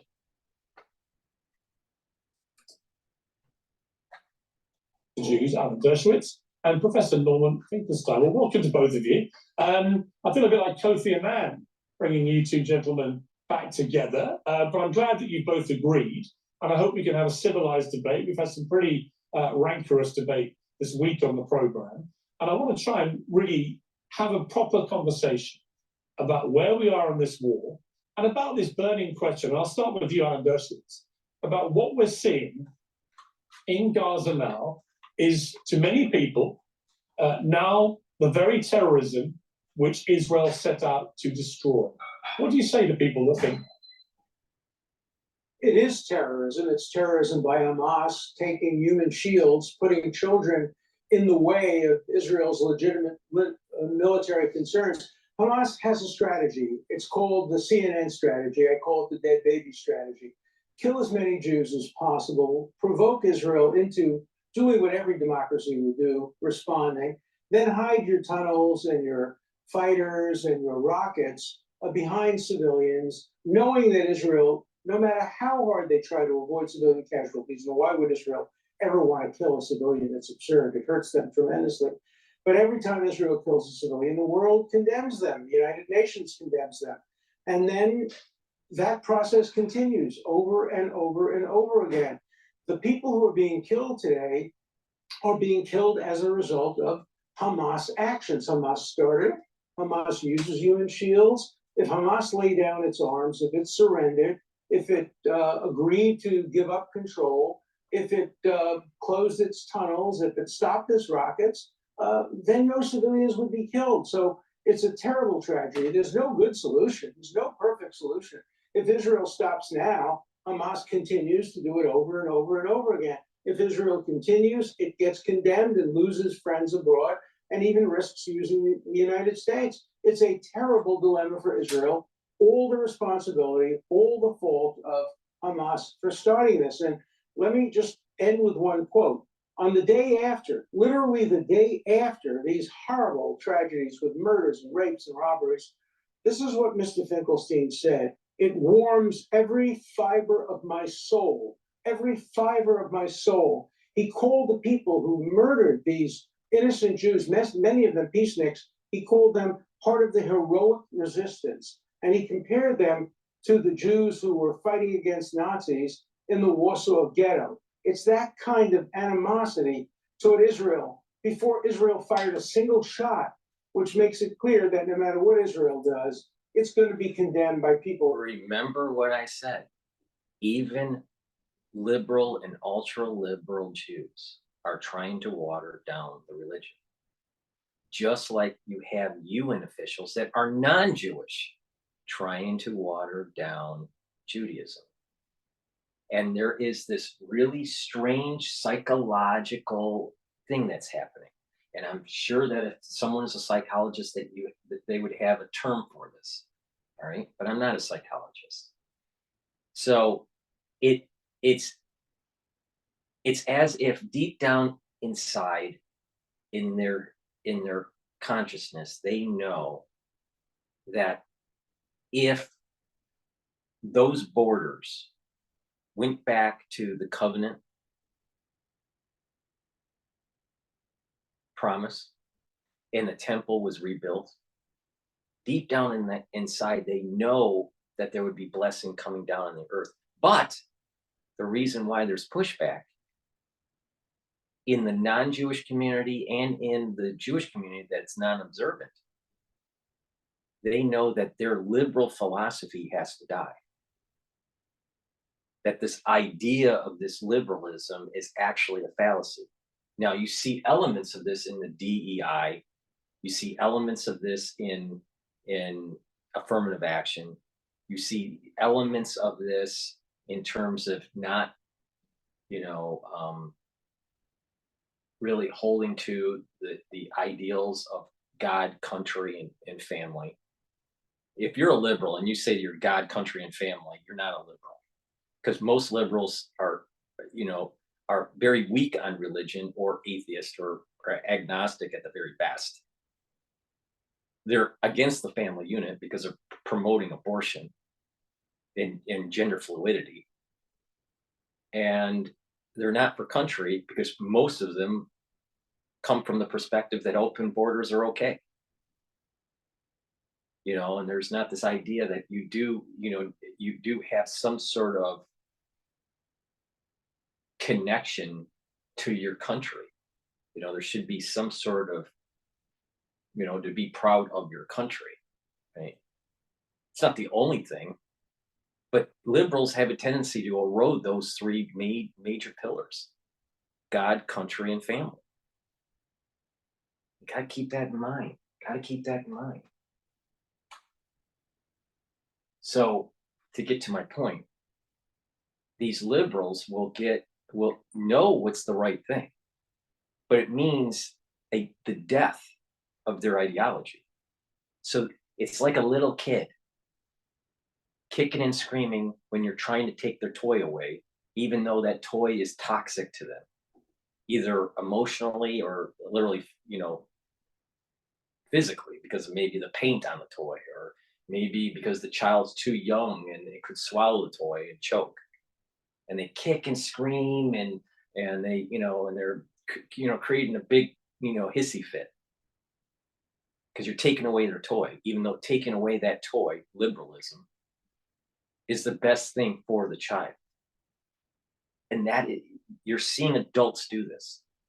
They're kicking and screaming. And the reality of the situation is that it has already been prophesized. It's already been set in motion for thousands of years that this is going to happen.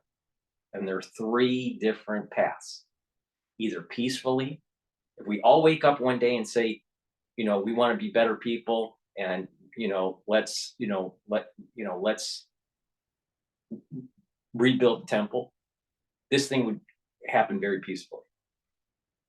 If we keep on fighting each other, it's going to be bloody, but it's still going to happen. Or it's going to default in 216 years from now. Either way, all three methods, liberalism is going to die. And so you're going to have a bunch of these people just kicking and screaming, kicking and screaming, kicking and screaming. Finkelstein represents that. No matter how articulate you are, no matter how humane you may seem, if you are deviating from the divine plan, there is an element of a child in your thinking.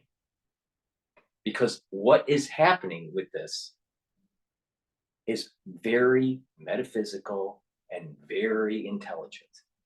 Way more intelligent than humans. This divine thing that's coming, this divine thing that's happening, that takes multiple generations to evolve, is extremely intelligent, beyond intelligence. So a liberal that thinks that they know a bunch of vocabulary words and mixes it up to try to convince you to think a certain way is an infant compared to this guiding hand that is moving this thing forward. Keep that in mind. Norman Finkelstein, and by the United Nations General Assembly. I think it was Avi Ebin who once said, if the General Assembly were asked to vote on an Algerian resolution that the earth is flat and that Israel flattened it, it would win 128 to 32 with 65 abstentions, and he would name each of the people. So the United Nations General Assembly, Human Rights Watch, Doctors Without Borders, these are not objective assessments. Israel is in a very tough situation, and the future of civilization depends on Israel being able to destroy Hamas and avoiding repetition. Let me bring in Professor Finkelstein. Your response to that? Well, I won't address the question of my remarks on October 7th because we already went over that ground in a previous program, and so it would be a waste of your viewers' time if I were to revisit that. Yeah, that's fair enough. So let me deal with the substance. Yeah, thank you. So let's deal with the substantive issue. Number one, what you seem to be describing as a new development, namely Israel's indiscriminate assaults in Gaza. That's hardly a new development, with all due respect to you. I've lost Israel from literally day one set out as its goals. So I can quote, first of all, the defense minister, there will be no electricity, no food, no water, no fuel. Everything is closed. We are fighting human animals and we are acting accordingly. Now, that was not directed at Hamas. That was directed at the entire population of Gaza. I think your listeners understand what is the consequence of denying a civilian population all water, all food, all fuel, and all electricity. It doesn't take a rocket scientist to figure out that that is a recipe for genocide. Number two, you quoted or you had on Douglas Murray, who made a distinction between what he called the deliberate targeting of civilians versus the indiscriminate targeting of civilians. Not to want to sound pedantic, but Israel's leading authority on international law is a fellow named Yoram Dinstein, who I'm sure Alan Dershowitz knows.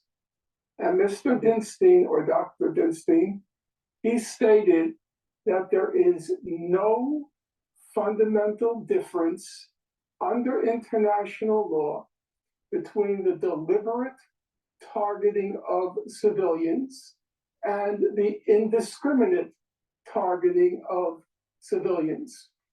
There is no substantive difference. Therefore, under international law, according to Yoram Dinstein, Israel is targeting the civilian population of Gaza. That's another indication from the get-go, not from yesterday, not from when it was revealed to President Biden, but from the get-go, Israel has been engaging in a genocidal war in Gaza. Now, the genocidal war takes various forms. Again, I'm going to cite you old quotes. So let's take Giora Eiland, who was the head of Israel's National Security Council, the equivalent of our CIA. And he said, quote, Israel needs to create a humanitarian crisis in Gaza. Gaza will become a place where no human being can exist. Now, I'm not here to try to persuade Mr. Dershowitz or Professor Dershowitz. I am here to try to enlighten your listeners. So I would like them to cogitate, to meditate over what does it mean to say Gaza will become a place where no human beings can exist. Mr. Eiland, the former head of the National Security Council, went on to say, severe epidemics in the south of the Gaza Strip will bring victory closer and reduce casualties among IDF. Why do you listen to Dr. Paul Cottrell? Because Dr. Paul Cottrell says things that are extremely profound. In Kabbalistic literature, the difference between man and beast isn't just an animal versus, let's just say, mankind. It is stating that you can have humans that are beasts and you can have humans that are man. And man, meaning Adam, being a Holy Spirit or a person that doesn't have a spark of divinity, a spark of holiness, it's not living a holy life, would be considered an animal or a beast. So when people use these terms, even if they may not notice they're using them, they're actually saying something very deeply Kabbalistic. And so by saying that Gaza isn't going to be for, it's just going to be for beasts or animals, and it's not going to, and no man could live, or their human could live there, or mankind could live there. Basically stating that there's going to be a carve out of Israel proper, and people that are not holy are going to be in Gaza. Now, A lot of people that are listening to me will disagree, but that is exactly what is going on Kabbalistically. And there are ramifications of what I'm saying. I know that. But that's what's happening Kabbalistically. And the fact is that the people in Gaza could be more holy. They could have more divinity. They can practice more holiness, more spirituality. And then they would no longer be beasts. But a human can be a beast. And it depends on if they have that divine soul or not. A lot of them don't have it.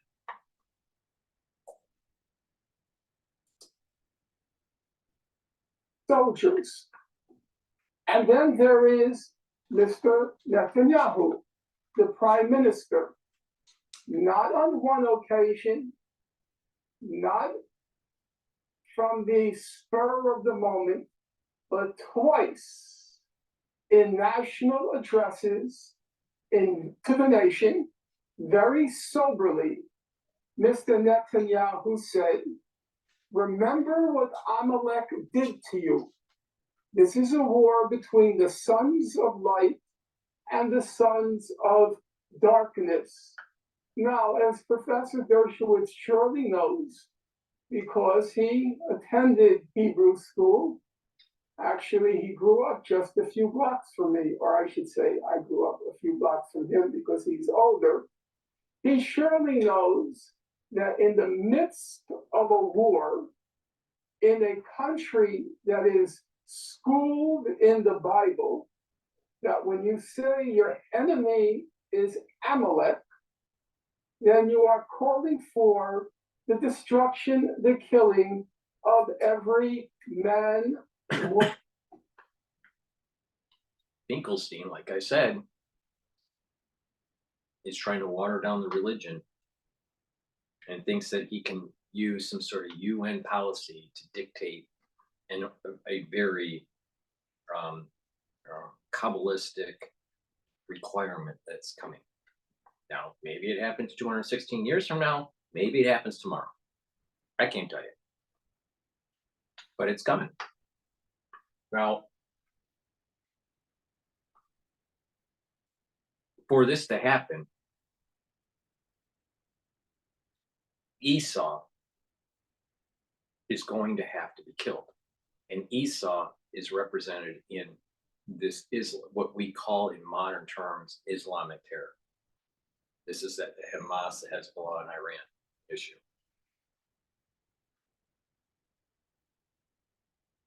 And that they're supposed to be Kabbalistically a peace agreement between Ishmael and Israel, where they work together to kill Esau. And I think this is what's playing out.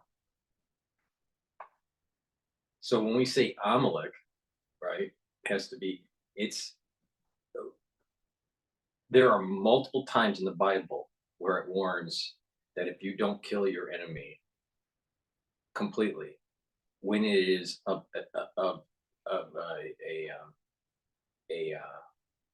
divine commandment or a divine will, and you don't follow that divine will, then a curse will come on to the people that were told to do it. And there are multiple times in the Torah and in the Old Testament where the Jews did not do what they were supposed to do, and they suffered the consequences. So that's the reason why we have a prayer that says, remember what Amalek did to you. And remember what you're supposed to do when these types of things happen, right?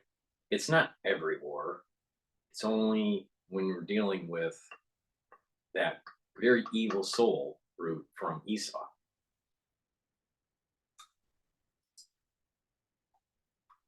And child. So with all due regard to Mr. Dershowitz, I have to say this issue of human shielding is totally beside the point, because it doesn't even come into play. in this particular situation. The orders from the get-go, denying food, water, electricity, and fuel to the entire civilian population. Cut off the supplies to the terrorists. For 16 years, the Palestinians didn't fight hard enough to prevent Hamas from digging in and controlling them. So they're partly at fault. It is the absolute complete destruction of Hamas, Hezbollah, and Iran. That's what needs to happen. Mr. Finkelstein, or Dr. Finkelstein. The order from the get-go to turn Gaza into a place that is not able to sustain human life. The order from the get-go in this battle between the sons of light and the sons of darkness. Okay. I repeat, I do not believe it requires a rocket scientist to figure out that from day one, which is to say 2 months ago, Israel has been waging a war of genocide in Gaza. You made the Thank point. you so much. You made the point. Come back to Professor Dershowitz. Here's the problem, it seems to me. I've just listened to Norman Finkelstein at length, outlining that side of the argument. It's very hard when you look at what is actually been happening in Gaza in the last 2 weeks in particular, to avoid a conclusion that Israel doesn't really seem to care if it levels Gaza to the ground, as long as it can get rid of Hamas. My issue with that is, having defended their moral right to defend themselves as a country, is I don't think they're going to eliminate Hamas. And they're certainly not going to eliminate the ideology. And they're going to basically end up with a Gaza that's flattened, 2 million people displaced. Where are they going to live? Who's going to run Gaza? How does this actually play out, other than catastrophically badly? It will play out catastrophically badly because of what Hamas has done. We have to remember, first of all, you judge people by their actions, not by their words. The quotes from Professor Dinstein, who's been retired for probably 25 years, and Elon, and has nothing to do with the Israeli government, are individuals. Dinstein is 100% wrong. I'll give you an example. Is there no difference between Nazis putting Jews deliberately, 6 million of them, into gas chambers and other means of death, deliberately targeting them, and what the United States did at Hiroshima and Nagasaki? They may both be wrong, but there's an enormous difference between deliberately targeting civilians, such as the Nazis did during the Holocaust, and engaging in war actions, which you know are going to inevitably cause death of civilians. So there's an enormous, enormous difference there. Then he talks about Amalek and Hamas. I know the Bible very well. And of course, Amalek was a group of people that sought to destroy Israel. But when people refer to Amalek, they don't refer to the Palestinian people, they refer to Hamas, and Hamas is Amalek. Hamas is the Nazi party. Hamas are not heroic resistance people. They Here's cut the off thing, breasts of is women that and throw in Kabbalistic praying, every day in the morning, one is supposed to remember, it's called the 6 remembrances. And the idea is you're supposed to remember that God took you out of, for Jews, God, took the Jews out of Egypt. The next remembrance is, remember what Amalek did to you when he was trying to kill the straggling ones. And there's a deeper meaning to that, the ones that are close to the Shekinah, the holier ones, were protected, while the ones that weren't were straggling behind and they were picked off by Amalek. So there's 2 deep meanings that's going on with that remembrance.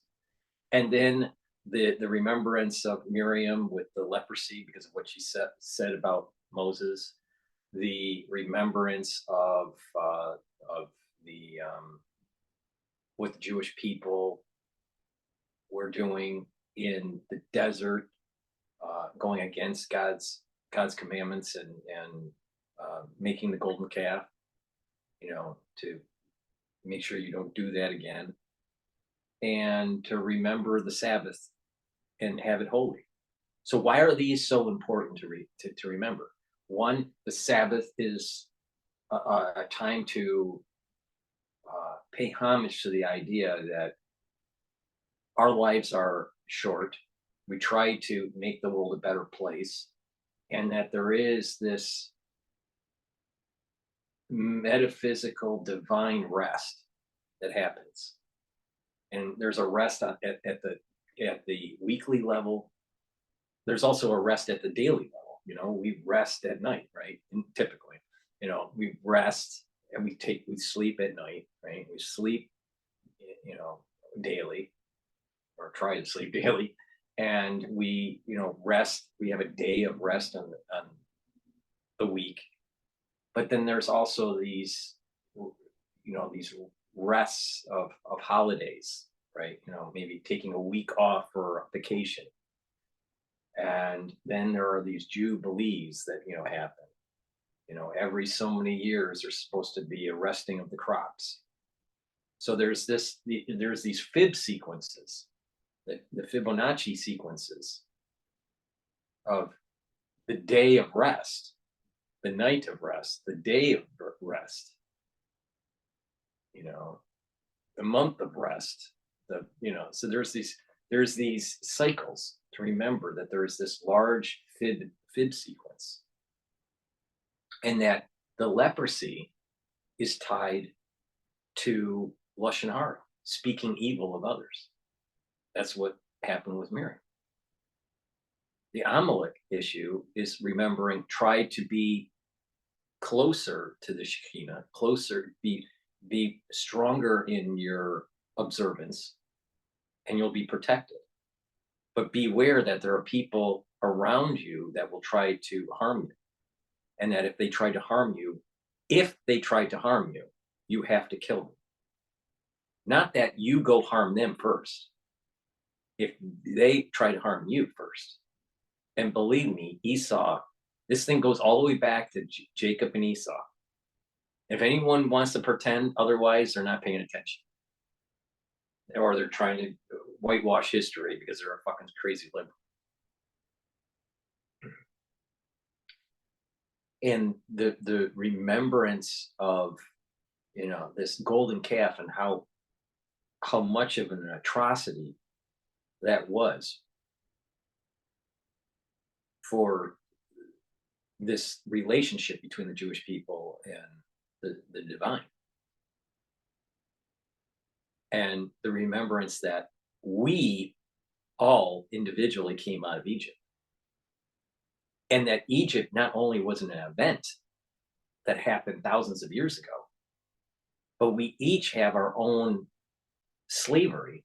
We each are in our own Egypt and needing help to get out of it. And there is this, there is in this realm that we're living in now, we are away from the divine. We are in an Egypt, all of us.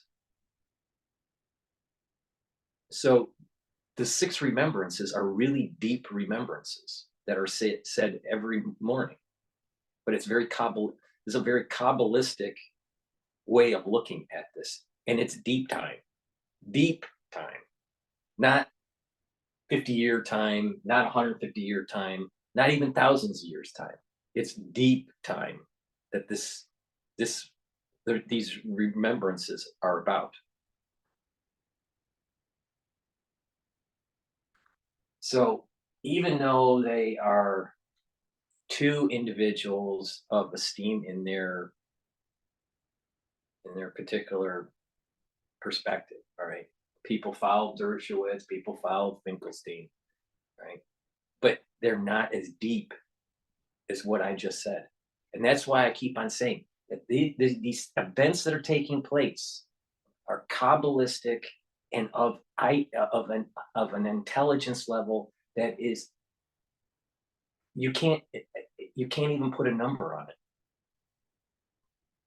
And you think you can make this work out and you'll be able to socially engineer this, soft land this.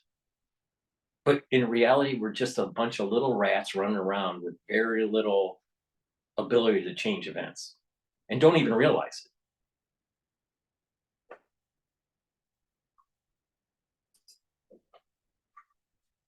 around. They behead children. They put children and burn them to death. Yes, they should be destroyed. It's going to be very difficult. This is not going to have an easy solution. Israel may in the end not be able to completely destroy Hamas. I hope they can. I hope they can in the way that the United States and Germany destroyed Nazism and destroyed Imperial Japanese. And in the end, what happened is the Japanese and the Germans were grateful for it. And then the United States and Great Britain helped rebuild The only Germany. reason why World War II worked for us when it came to Germany and Japan, it was complete destruction. Complete war.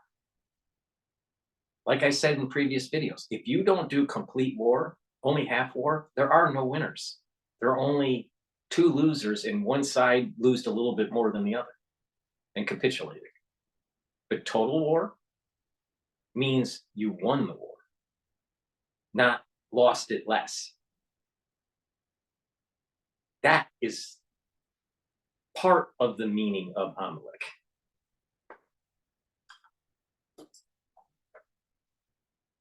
And turn them into great allies. That's my hope for Gaza. My hope for Gaza is that the people of Gaza will finally be rid of Hamas, that took over in a bloody coup, and that the United States and Europe can then rebuild it better than it was before, like a Marshall Plan, and hope that a democratically elected Palestinian people will then have a two-state solution. Yeah, but I've been in favor let of me just two-state jump in there. solution since 1970. Let me just jump in there.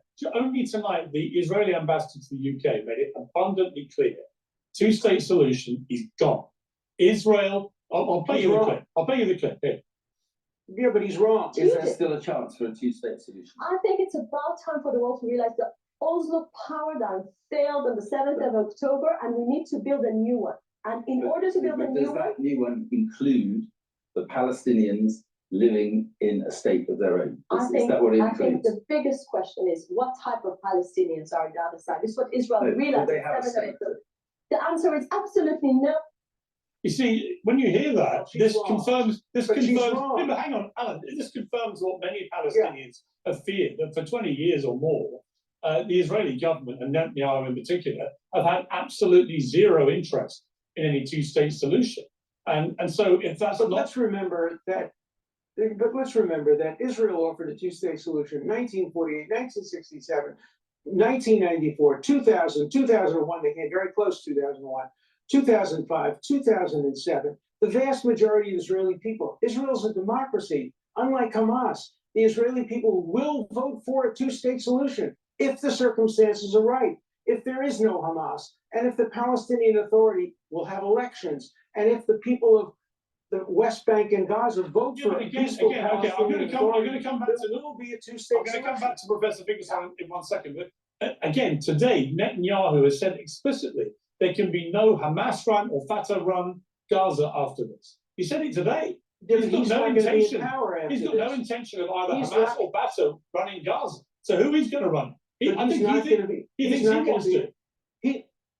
He's not going to be in power after this. After this, there will be a national security government, probably headed by people like Gantz, maybe Bennett.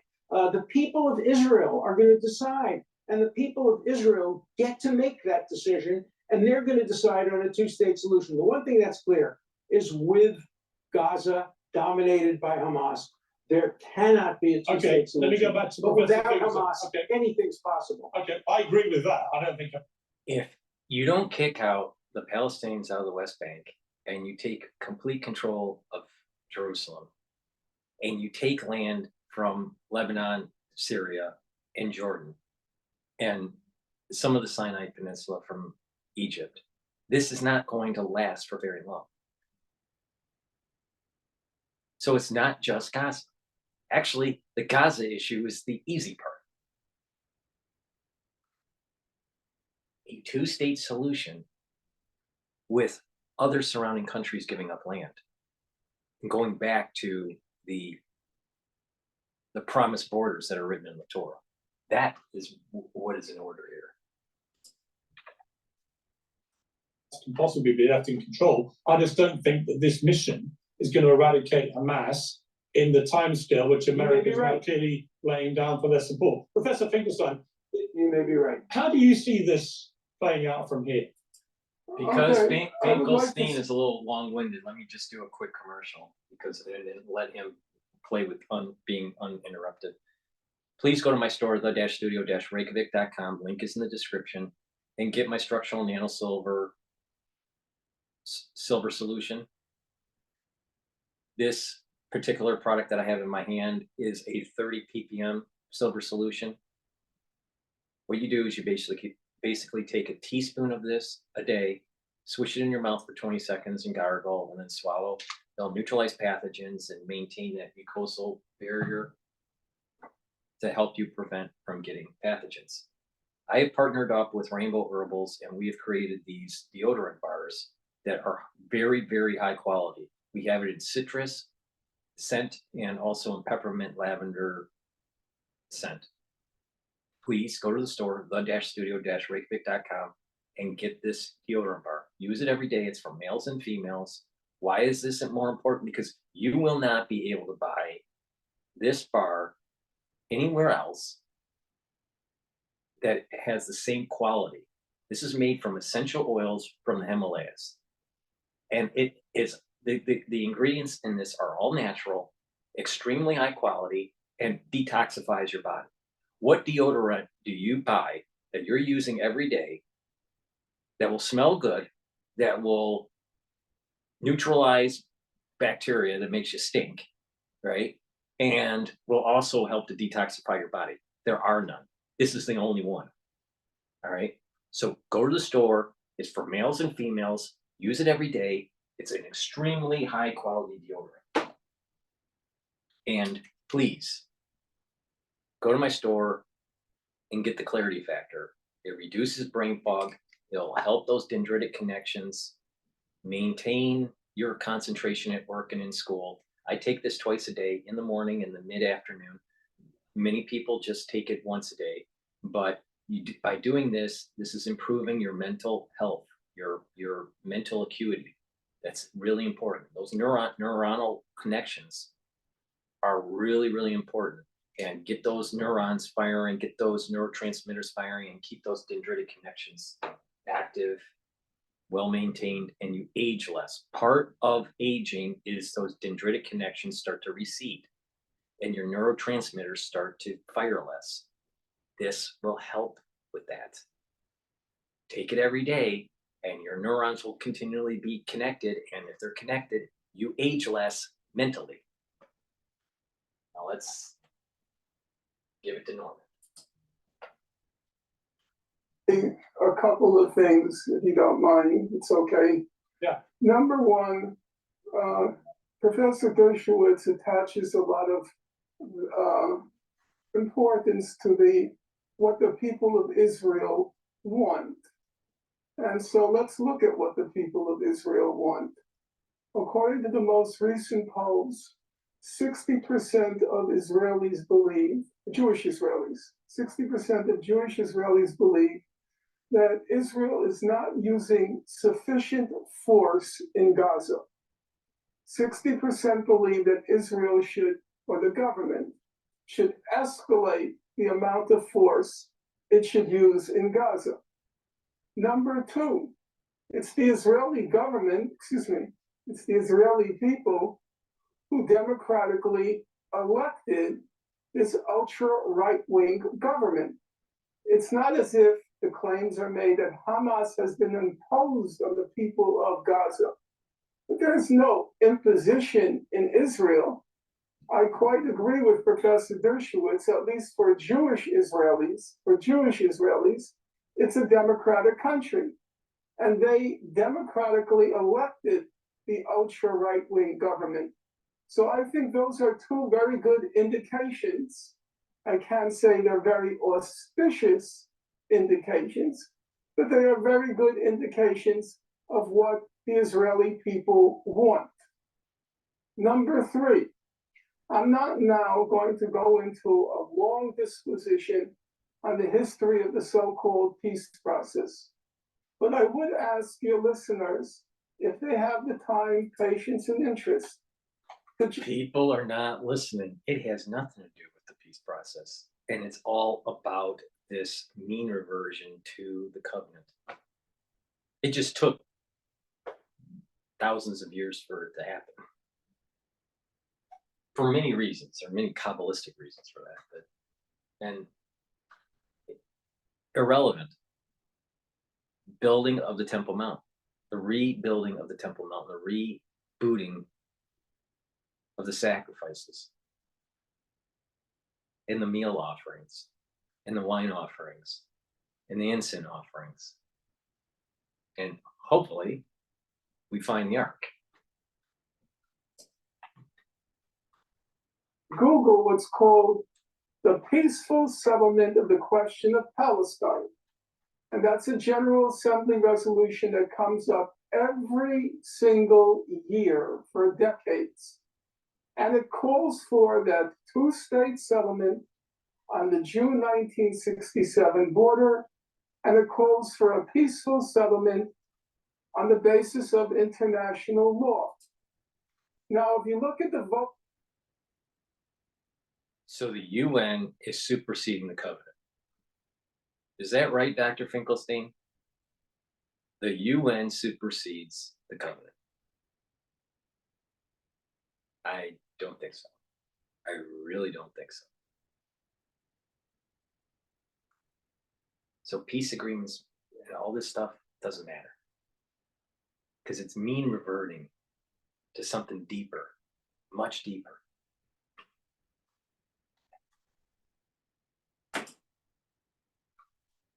Record every single year.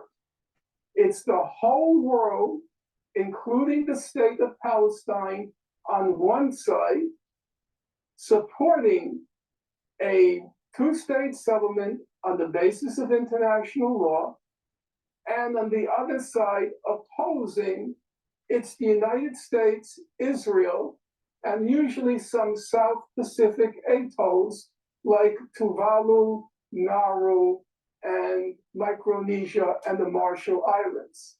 That record is written in stone. It can't be changed. And it makes very clear what is the obstacle to a settlement. The obstacle is the record of the covenant has been written down and has been known for thousands of years, Dr. Finkelstein. This is what I mean. You can't do this Westphalian logic on this. On other nations you can, but this thing is different. This is different. There is this tool, there is this machine called the temple that can tap into the divine. And it's written down for thousands of years on how to make it, who can make it, and how to use it.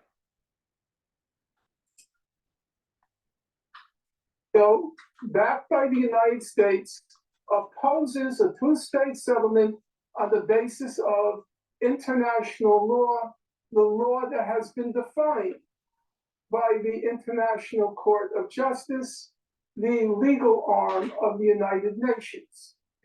Now, I'm going to make one remark now, which you will find perhaps controversial or unacceptable, Piers. However, I hope you'll allow me to say it, and then you can engage it, as you said, in a civil fashion. You say that the actions of Hamas have disqualified it from any participation in a peaceful settlement. Now, I am not going to make any brief for Hamas. It's for the people of Palestine to decide who should be their leaders, who should represent them. But I do have to ask you, Piers, and I respect you.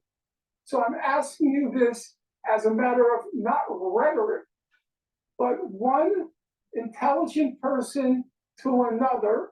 I'm asking a simple question. If it's the case that the actions of Hamas on October 7th disqualify it from being party to a peaceful settlement, roughly 1,200 people were killed, about 30 of them being children. Why is it not then also the case that the actions of the state of Israel since October 7, the deliberate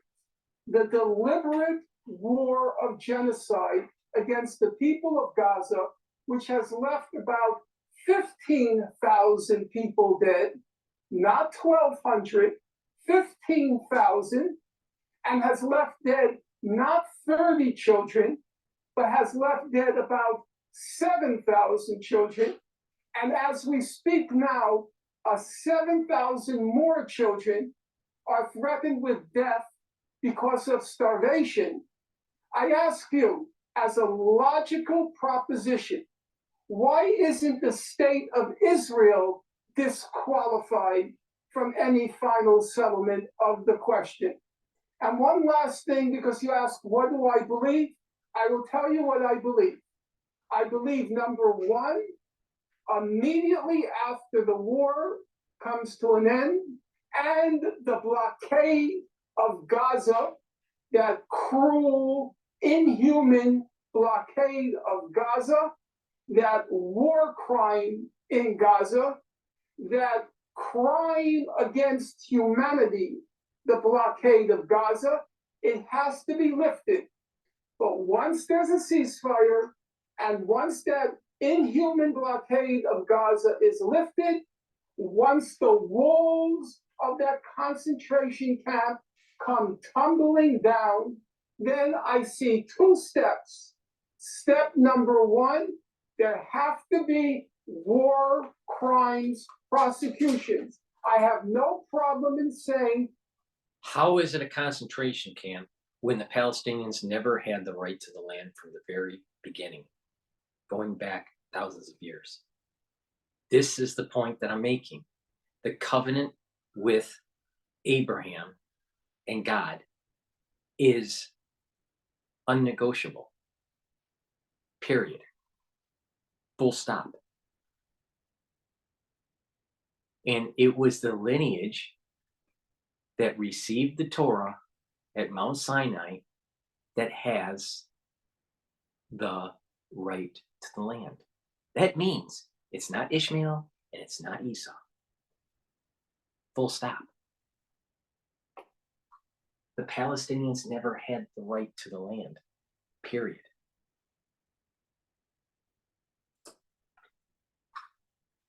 Both sides, but there must be accountability.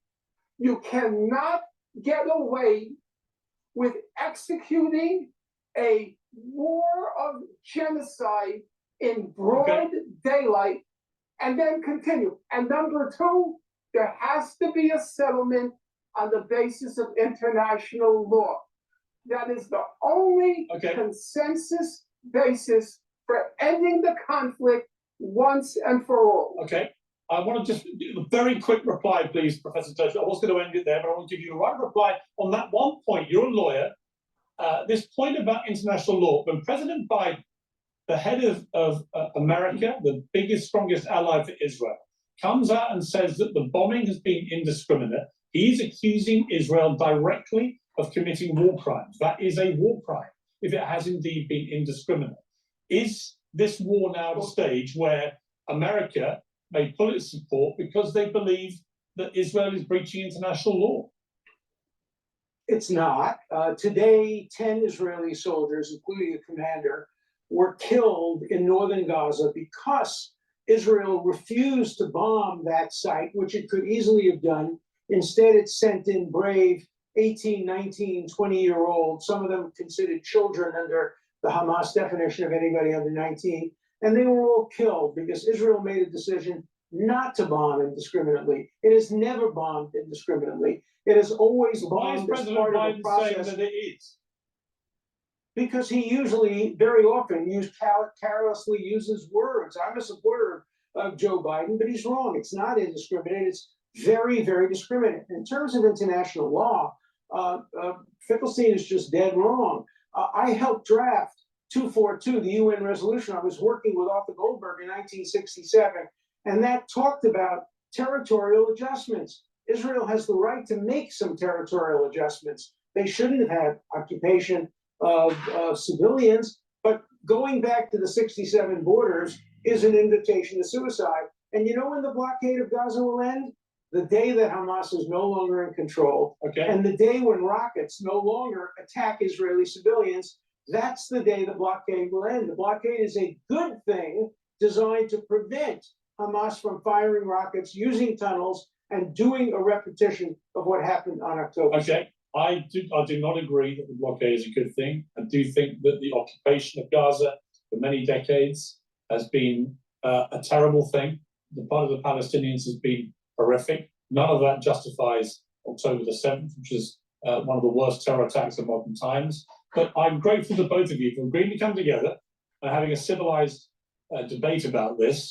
We've got to do more talking. This will only get resolved in the end by people talking and reaching a resolution. So thank you, both of you. Thank you very much indeed.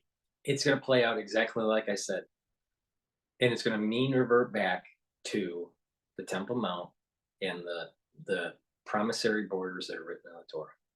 I don't know how many years it's going to take, but anything short of that is going to kick the can down the road, and it's going to get worse. And unconventional means will mean that unconventional means will get into the hands of the terrorists, and the wider world will be more affected. There is a smarter intelligence governing these sets of events, and we think we're in control. We think we can soft land this, and we can't. The only thing that we can do is actually try to increase the spirituality in ourselves and in our societies to be able to accept the divine light, this Or Ein Sof that's coming in for the blessing and the curse. The ones that don't do it will get cursed. The ones that do will get blessed. It's that simple. And all this rhetoric is all bullshit. Please go to my store, the-studio-reykjavik.com, and get the resveratrol because you want to increase your longevity, so maybe you'll see the messianic age. Resveratrol will help to get rid of senescent cells. Very important to maintain a good basal layer for the area that starts to repopulate tissue. So resveratrol has been known to help with that. Please get my resveratrol on my store, the-studio-reykjavik.com. Ashwagandha root, extremely important to bring down inflammation and control that glucose level. Take this every day. Synergistically, turmeric with ashwagandha. All right, it's a strong antioxidant, but it also brings down that inflammation. It's part of the anti-aging protocol. One of the best ways to soak up free radicals, reduce aging, increase ATP, increase cellular health, increase the mitochondrial health is by taking C60. This is either in avocado oil or in coconut oil. C60 is a molecule that will soak up these free radicals that do damage to your cells. And when you soak those up on a regular basis, take a teaspoon of this a day, you'll start to notice that your body you have more energy and you are slowing down that aging process. You are getting your body to a point where it's healing itself. All right. And you add this to the protocol, liquids and gels for structural nanocell. We're taking those every day. Taking a teaspoon of the structural nanosilver liquids that I sell. Take the turmeric and the ashwagandha to bring down that inflammation, and take this to soak up those free radicals, and you have a great anti-aging protocol. And then you add in stuff to even boost that up by taking the probiotic and the zinc and the B complex and the vitamin D3 and all these other things that I sell. Pay attention, get the products. It will boost up your immune system. It will slow down the aging process, and it will increase the health of the cell and the tissue. When you increase the cellular health, then you're increasing over time the overall tissue of the health, and then the organ of the health and the whole body, because these organs communicate with each other. So when you do this over a long period of time, there's a compound effect, and you actually see benefits where you're slowing down that aging process. You have a better immune system compared to, let's say, a control group that did not do that. that's similar age. Go to my store, the-studio-reykjavik.com. Please help support my work by subscribing to all 3 of my channels. I have 3 channels on YouTube. I have Brighteon, Bitchute, and Rumble. Please also help the news coverage by donating. You can donate on my website, the-studio-reykjavik.com, through Stripe or PayPal on the homepage at the very bottom. Or you can donate through Buy Me a Coffee, and you can be a paid member to my channel on Patreon. That way, you're supporting my work, and covering the news coverage.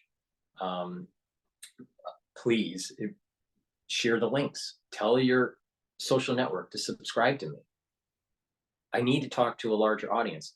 I am heavily censored on YouTube. The things that I've said about the previous crisis has put me into a box where it's hard to reach people. So please, to circumvent that, get people to follow all my channels. And in addition, please make sure you go to the store and get those products. It's gonna help with your health, and it helps to support my work. Thank you for listening. Thank you for all your support. And these products, not just for you, you can buy these for gifts for people for the holidays. They're perfect for gifts.